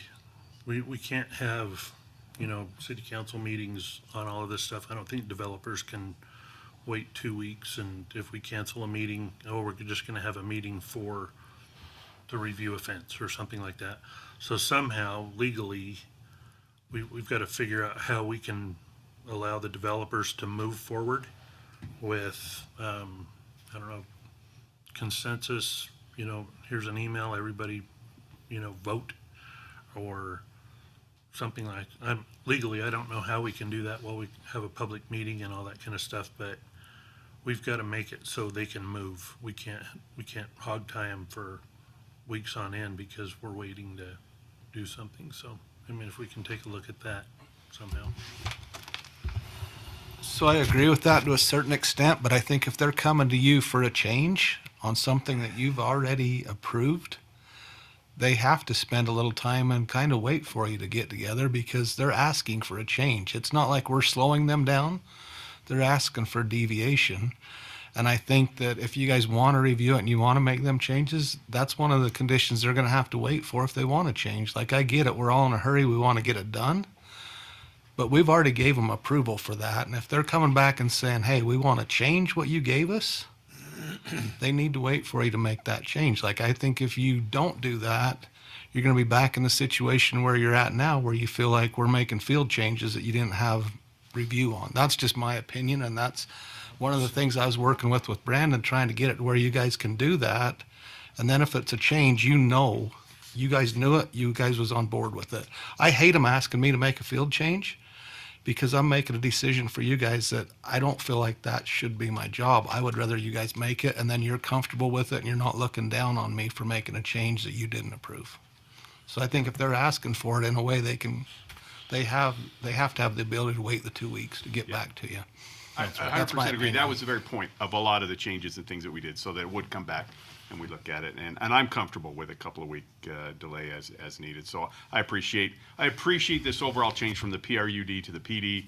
I think this is a modernization that had to happen. I think it gives us a lot more flexibility to address all of the issues that Councilor Arnold and the other councilors here have indicated. I'm incredibly supportive and appreciate the effort on this. I know it's taken some time, but I think it's going to be well worth it. I appreciate it.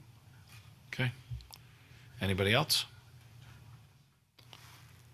Councilor Anderson, you still with us? I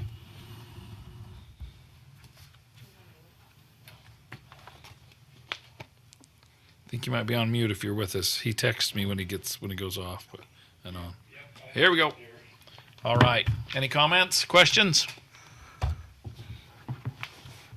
No, we reviewed that when I was on the planning commission, and so I felt like it addressed a lot of the concerns that I had.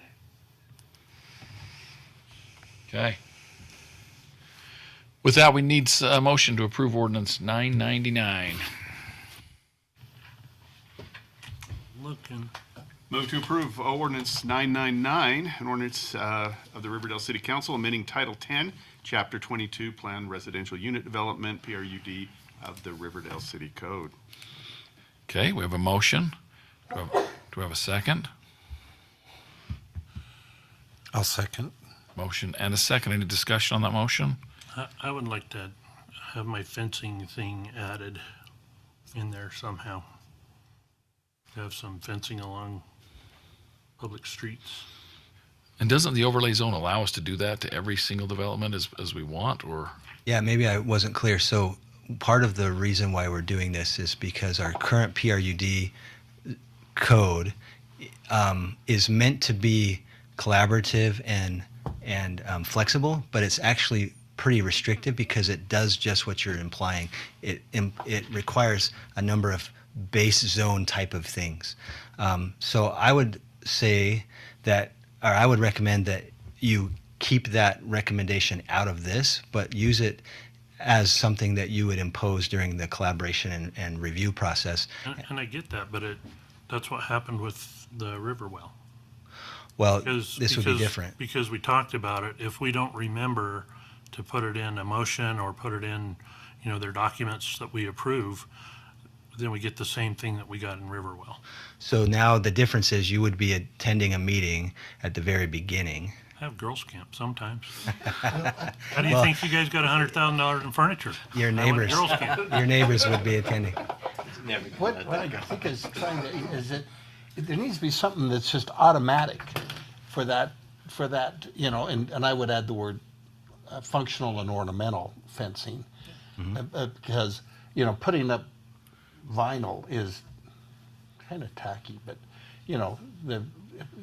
the ornamental type that's functional and sturdy is where you can still see the front door, but it protects it so that people don't park and just walk up to their door. They still have to use the entryway. I think that applies, like if we're talking about townhouses like you're talking about, but this should also tie into commercial development plan developments or even mixed use where we wouldn't want to force a fence under the code.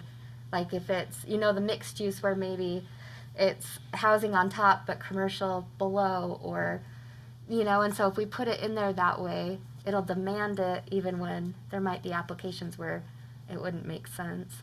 Unless we were really, really specific about like townhouses or encapsulating any types of those kind of developments to require it. Well, I guess if you're talking about having mixed use on the bottom and then that on top, it would be multi-housings too. Yeah, because so. if it's a downtown area, you wouldn't want to force the fencing. But I see your point though, like any place like Riverwell. We will be bringing you a whole new fence section of the ordinance. So getting rid of chain link entirely from the whole city is a proposal we'll be making. The use of concrete walls, the 6-foot concrete precast walls in certain places between residential and commercial, all of those things are going to be recommended. We could include other base zone recommendations that are mandatory everywhere, but because I agree 100% of what you're saying, and that's why I'm recommending you don't include it here, but you do something that can be more of a base zone regulation that is universally applicable instead of discretionary, which is what this is meant to be. So if we pass this now and D comes up and we pass that, then they're subject to this, but we would have to do any fencing or something on the development. And we've already talked about fencing, and it's included. I do have an exception that would come up that may be an example of why you'd wait to do it individually in just a moment, so. Yeah. You work for Ensign? No. No, I'm just kidding. They have an exception about everything. Yeah. Yeah, okay, I'm good. So if it's something, so they'd be under this, right? And if it's something that you think is important for this project, then it gives you the discretion to require it for this project without requiring it for every other project, which is what I think you would. Good discussion. I just can't miss any meetings. I got you. Okay. Thank you. I will make sure that nobody forgets the Things got fence done. and the mow line underneath it. Okay. Any other discussion? We had a second, right? Okay, we need to poll the council. Ms. Nay, please. Yes. Yes. Yes. Yes. Yes. All right, very good. It's good to get that finally worked through. I think we spent a lot of time on that. We'll move on to item number 10, consideration of ordinance 1005, amending the Riverdale City zoning map to modify zoning of approximately 12 acres from community commercial C2 and planned commercial CP2 zones to multifamily residential R5 zone. The property is located at approximately 4268 South, 4263 South, 550 West, Riverdale, Utah. Mr. Cooper. Okay, I have a presentation, but we'll ask Mr. Jake Tate, Sean Athey, and Dee Hansen all together to come up All right. and give you some background on the proposal. He's the closer. He's gonna stay. Just so you know, we know where it's at. Perfect. I'll just do quickly. I'm Sean Athey. I represent Larry H. Miller Real Estate. This property, as Dee can attest to, has been in Larry H. Miller's ownership portfolio for a while, and they've examined a lot of uses over the years, and never found one that quite fit and would work. About 3-4 years ago, Larry H. Miller Real Estate purchased Destination Homes as a home builder with the goal to provide housing for the state of Utah. That was Gail Miller's big push of buying a home building company. And as they brought on Destination Homes, we were able to come in and start looking at this through a different perspective and what could we do to provide some housing in a market that truly needs housing. So we've put a concept plan together with AWA and with Dee and the whole team, and we're proposing that we can rezone this from a commercial use to a multifamily use where we can do 81 townhome units. So that's the background there. We really are trying to provide a need. I know townhomes aren't always the ideal, but it is an entry-level product for a vast amount of the state of Utah.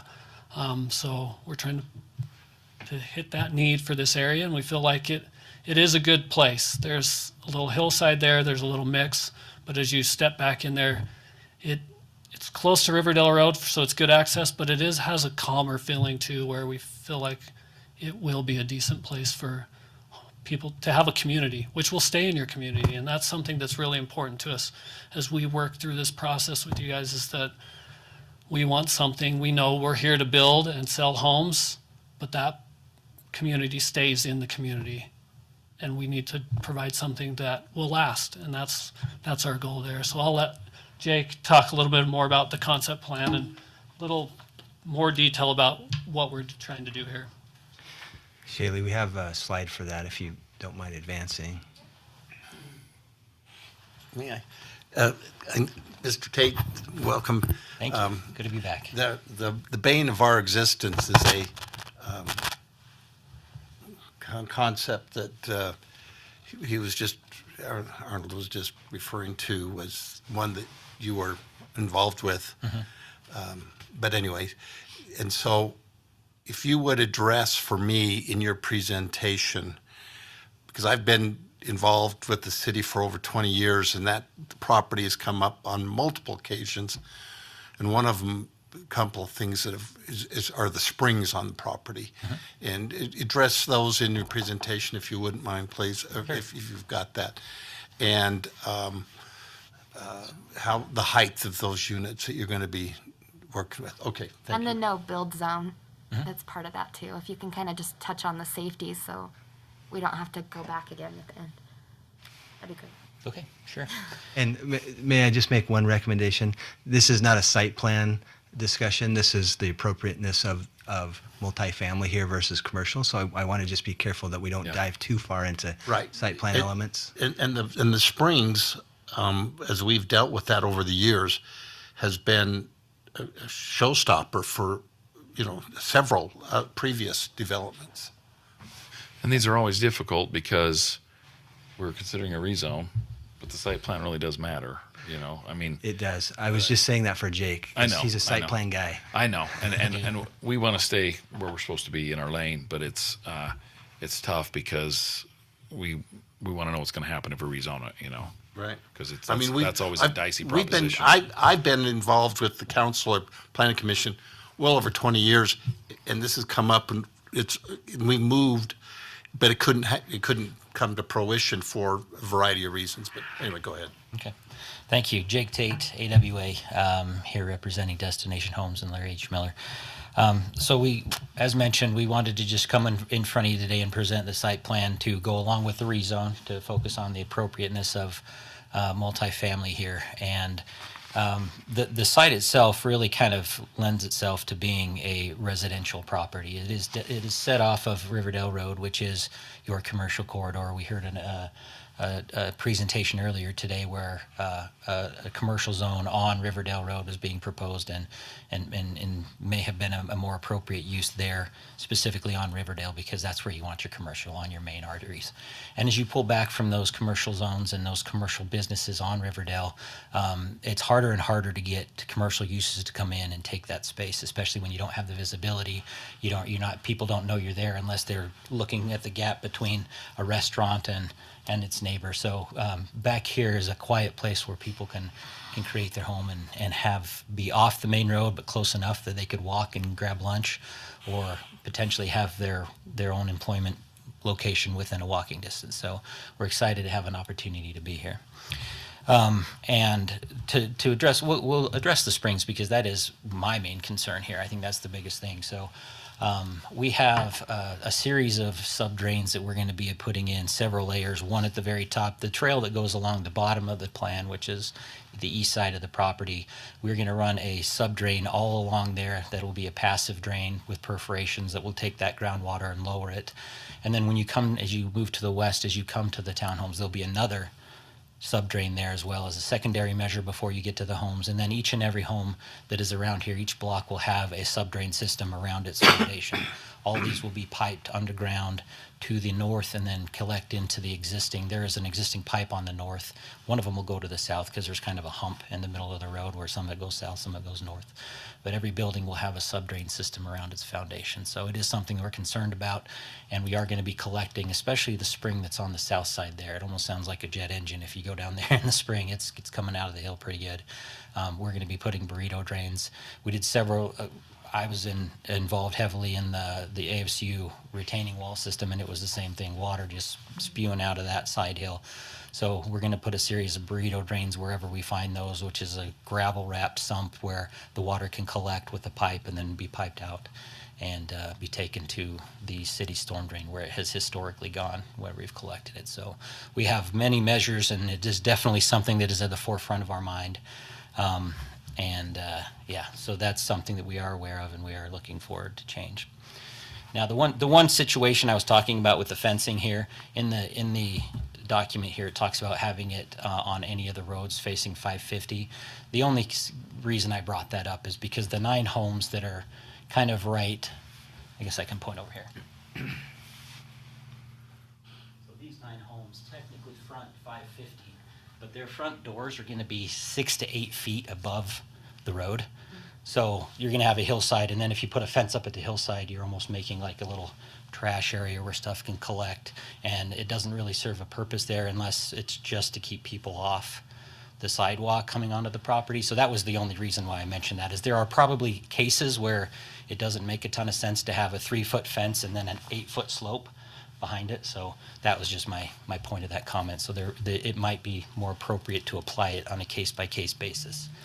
And that was what the consideration is. So, yeah, the 80, so it was mentioned the other project. I didn't even know that they changed the fence. That's news to me. So it tells you how much I was involved during the construction of that. They kind of, the contractor took it and ran. So that's good to know for futures, to make sure that if there are changes that we're notified and that you guys get notified, and happy to be involved in that and making sure whatever we agree to here is what the product you get on the ground. So happy to be involved in that too. So any questions? I know we are proposing 56 on-site parking stalls. I know that was a big concern over there, is more parking, which is a little over, I think it's 212 total if you count all the 2 inside the parking, inside each garage, and then 56 surface stalls. So almost a little over 0.5, 0.75. So, and whatever the code is with the city, we will definitely meet that. So we're happy to provide as much as we can get on there for you. What's the height of the units? So I think we're limited to 3 stories. So It's up to 39 feet. Are you going to use all 39 feet? I'm not sure if the secondary one. So 35. The one unique thing, the units on the hillside that are the very eastern side are going to be the only 3-story product, and that's because we're using the basement to transition grade down. So they're going to have a full 9-foot basement in them, and it's only those ones that are along the hillside, because the hill's up here and your walk out on the 2nd floor, and then there'll be a basement where you park underneath, and those are the only 3-story units. All the other ones are 2 stories.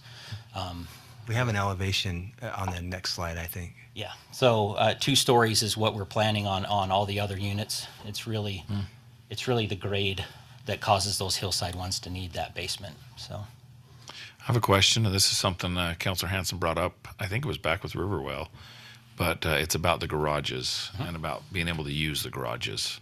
We're counting those as parking. The new state code, I believe, is 9 by 20. It grew from 9 by 18. And is there something that can be done to make sure that those can actually be parked in the garages? That's always the issue, right? Like, Yeah, we have a I lived in two-car one garage. for 10 years, and everybody with 2-car garages, and especially the 1-car, they never parked a car in there because it was full of stuff. And with these with no driveway, that's a major. It's hard to count those as parking if you know they're never going to use it as parking. yeah, well, we have, I think they're 20 by 20. Is it 18 or 20 deep? 20. So they're 20 feet wide and 20 feet deep. So that is the hard thing.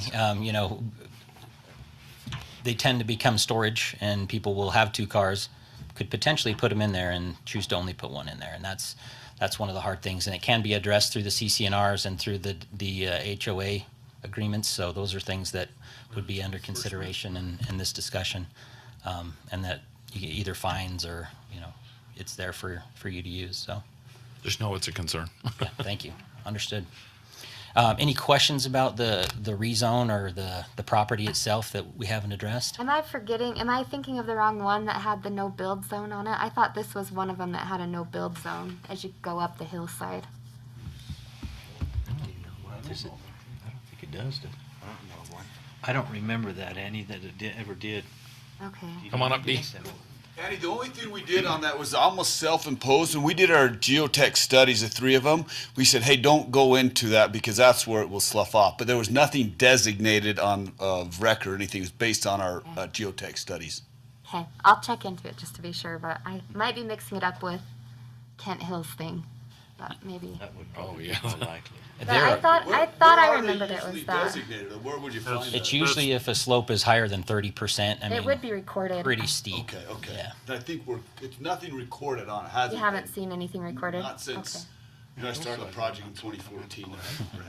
But I don't remember anything that's documented. Okay.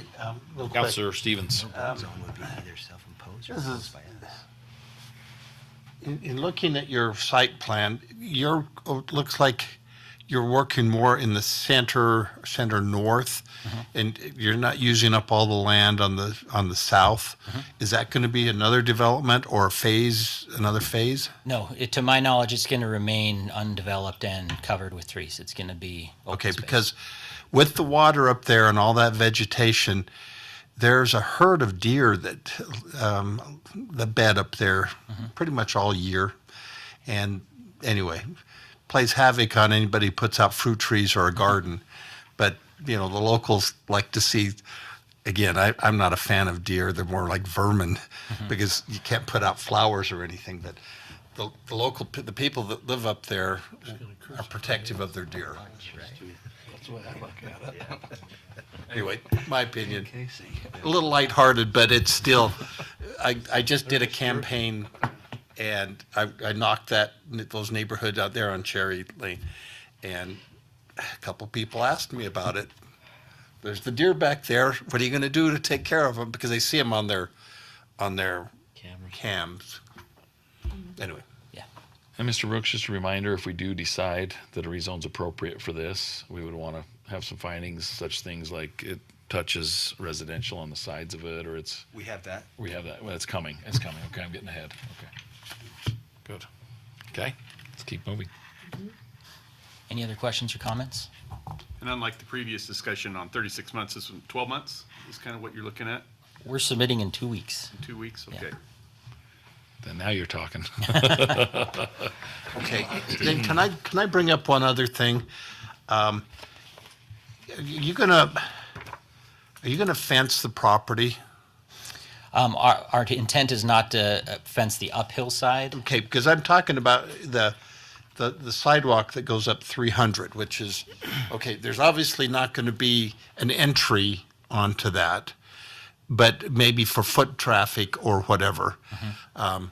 But, so there's only 2 avenues of egress and regress. Is that what I'm looking at? There's 3, like vehicular or Yes. pedestrian. Yes, Yes. there's one further south.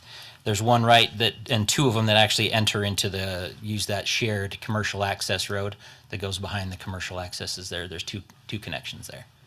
One of them is private, so Brands Way and then 550, 500. Microphone. Yeah. We got to mic you up there. So the access points, and don't look at me, Sean, because I still need one more. But the access points will be on Brands Way, where we have that one, going down between Raising Cane's and Shake Shack. And then on 500, where we have that full movement access between Krispy Kremes, and I forget the name of the new store, Truly Nolan was.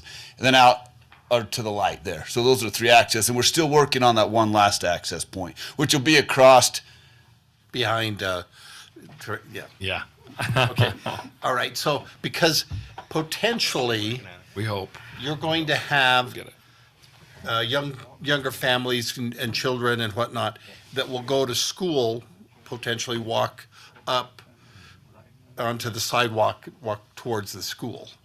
Anyway, I just throw that out there as for your design. And that's something we need to look at. How do you put amenities up Again, there, that's natural, not necessarily for this Yeah. meeting, but it's just like, okay. Yeah, you If are. you're looking at big picture, then that's one of those. Yeah, as the further you get up that hill, the steeper it gets. We really don't want yes. people up or down there. So If we got Larry H. Miller behind this, maybe we could get a ramp grant to put your Stairway. your stairway, your St. great George idea. stairway. Yeah. There you go. Yeah. It's another topic one night. Before Steve retires, he wants that. Yeah. He wants it bad. Yeah. All right. We'll continue moving forward. Okay. Thank you. Is there anything else for Jake? Nothing for Jake. I just have. Okay, we'll turn it back over to Mr. Cooper. Okay, thank you. Shayla, do you mind if we go to advance forward? Can you go to your findings? Yep, that's where we're headed. Okay, sorry. Planning Commission, as you know, positive recommendation. So here are the findings that I've listed. We won't go through all of those, but essentially it's contiguous to other residential zone. It offers good connection. It doesn't adversely affect adjacent properties. So we feel like it's a good fit, and I think the subsequent development that would be proposed under the new PD overlay, I think is a really good opportunity for us to figure that out together, and we have a great partner to do that. So turn it back to you. All right. Any other questions or comments for Councilor Arnold? We're on 10, right? Yes, we're on item 10. Okay. I would make a motion to approve ordinance 1005 as stated within the packet based on the findings also stated within the packet with no changes. Okay, we have a motion. Do we have a second? I'll second. Motion and a second. I'll second that. Thank you, Councilor Anderson. We got that. Very good. Any discussion on that motion? Will you please poll the council, Ms. Nay? Councilmember Hanson, Yes. Councilmember Richter, Yes. Councilmember Anderson, Yes. Councilmember Arnold, Yes. Councilmember Stevens. Yes. All right. Very good. That passes unanimously. We will move on to item number 11. Consideration of Resolution 2026-12, approving an agreement for the development of land for the development of a project located at 4263 South, 550 West. Mr. Cooper. Yes, thank you. Same agreement in concept. There's a few different provisions. One being that their timeline to get the PD ordinance, or excuse me, the PD agreement and all the development permits in place is 12 months. You heard from Jake that that's going to be immediate. So we'll have to implement this process pretty quick with a member of the council on that new committee. But essentially, it's the agreement that allows the development to go forward under the rezone consideration with discretion to the council after the 12 months if that doesn't take place. Councilor Arnold. Move to approve resolution 2026-12 as stated within the packet. Okay, we have a motion. Do we have a second? I'll second. Motion and a second. Any discussion on that motion? Ms. Nay, will you please poll the council? Councilmember Anderson,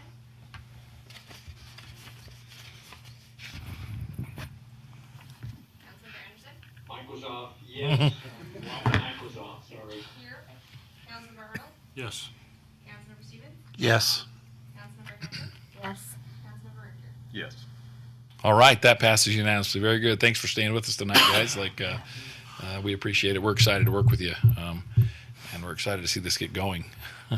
And do you have enough clout to be on the first on the agenda? I don't know why you're not pulling your I clout love to around. hear there. everything else. I usually Learn about this. I usually don't agree with Sean, but having people come back if they're asking for a change to it, that's pretty good, Sean. I like that. Maybe they just bag it. They're like, I want to see it. I was going to put some storage units in Plain City, and I spent an entire evening while they argued about how to raise bears.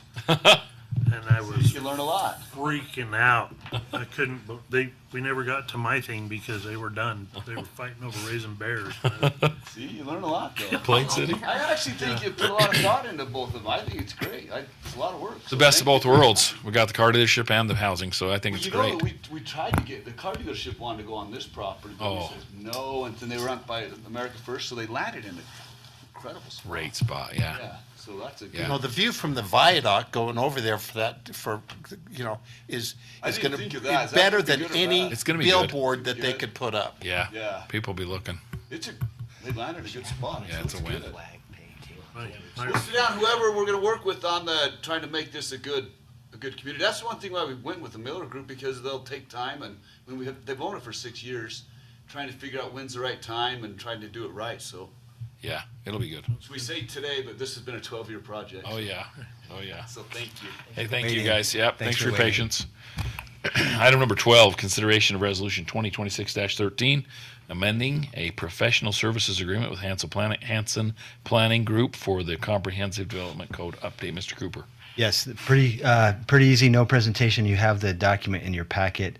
We are already under contract with Hanson Planning for our comprehensive zone update. In our discussion with the Planning Commission, it was decided that we should investigate the idea of neighborhood plans, which essentially, if you read the packet, it takes the general plan and breaks down neighborhoods into subplans. And so it's very easy then to make micro adjustments to certain neighborhoods instead of having to change the entire general plan. And when you're looking at a document that's guiding your future land use decisions, we can really be surgical in terms of where, what, and how instead of being broad, which is what the general plan's doing. So it's an additional $30,000 on top of the 68 that we're contracted for, putting the total amount of $93,950. We do have that in this year's budget. Cody has affirmed that, so it's just a matter of using available funds to move forward. Questions? Councilor Arnold. Move to approve resolution 2026-13 as stated within the packet with the amount. Do we do a not to exceed? Sure. Not to exceed 93,950. Okay. Is that right? We have a motion. Do we have a second? Second. A motion and a second. Any discussion on the motion? Seeing none, Ms. Nay, will you please poll the council? Councilmember Arnold? Yes. Councilmember Stevens? Yes. Councilmember Hanson? Yes. Councilmember Richter? Yes. Councilmember Anderson? Yes. Very good. Thank you. That passes unanimously. Item H in the packet, spring cleanup's coming up April 20th, Utah League of Cities and Towns Conference, April 22nd to 24th. Hope to see a lot of you there. Any comments? Oh, Format on that. It'll be, I think it's under my name. If it's not my name, it'll be Michelle's. For those of you who are going, we've got the block of rooms. So when you get there, just tell them. okay. Comments from the city council? Councilor Hanson, what do you got? Your eyes lit up. I can't see your face, but your eyes lit up. Because we're so close. Okay. Yeah, well, yeah, never mind. Got a Okay. finger thing for your oxygen? Okay, any comments from the city staff? Just thanks. It was a good meeting. Good meeting. We got a lot We got done. through a lot. That was tough. Wasn't Okay. easy, but Particularly it was good. found Mr. Douglas's comments to be very succinct and timely. Yeah. Because he spoke very little. They were great. Powerful. As always. Yeah. But I do want He to was talk just- to you about, after the meeting, what's going on over in my neighborhood on 4650, 1050. Yeah, from now on, you're in charge of Brenda's PowerPoints. One slide. I don't want to be accused of no information. Yeah. You won't. Okay, just a couple of things real quick. So we have Young has reached out to us for a grand opening. And did they not reach out to you for a ribbon cutting? Power Sports? No, Young Dodge Chrysler, Chrysler. I thought everybody was on it. Maybe not though. Yeah, they took over the Jeep one up across. Took over the from Jeep. Oh. April 24th. That's rough. We're going to be in St. George, so I'll we're be going to have there. to leave it. We'll have to leave it to you folks that are staying behind. If it's at a good time, I can be Make a there. good showing. You going? And anyway, that's a tough one for us. So it just, I guess I must have got the email. I'll get it forwarded to everybody. The chamber's coming. The chamber's going to be there. So No. yeah, You can have it. No. yeah. have Oh it. boy, yeah, They can run it. yep. I'll get that forwarded on. I thought everybody got that. They probably put a lot of effort and time into that. Yeah. Did a lot of work on it. That's All for right. sure. I don't have anything else. So with that, we need a motion to adjourn. So moved. Motion second. Anybody? Second. Second. All in favor, say yes. Yes. Yes. Yep. Adjourned. Oh, I know these guys are up. They're like, no. Ah. Wasn't done. Yeah, you guys That are. went better than I thought it would. I was afraid of it. We might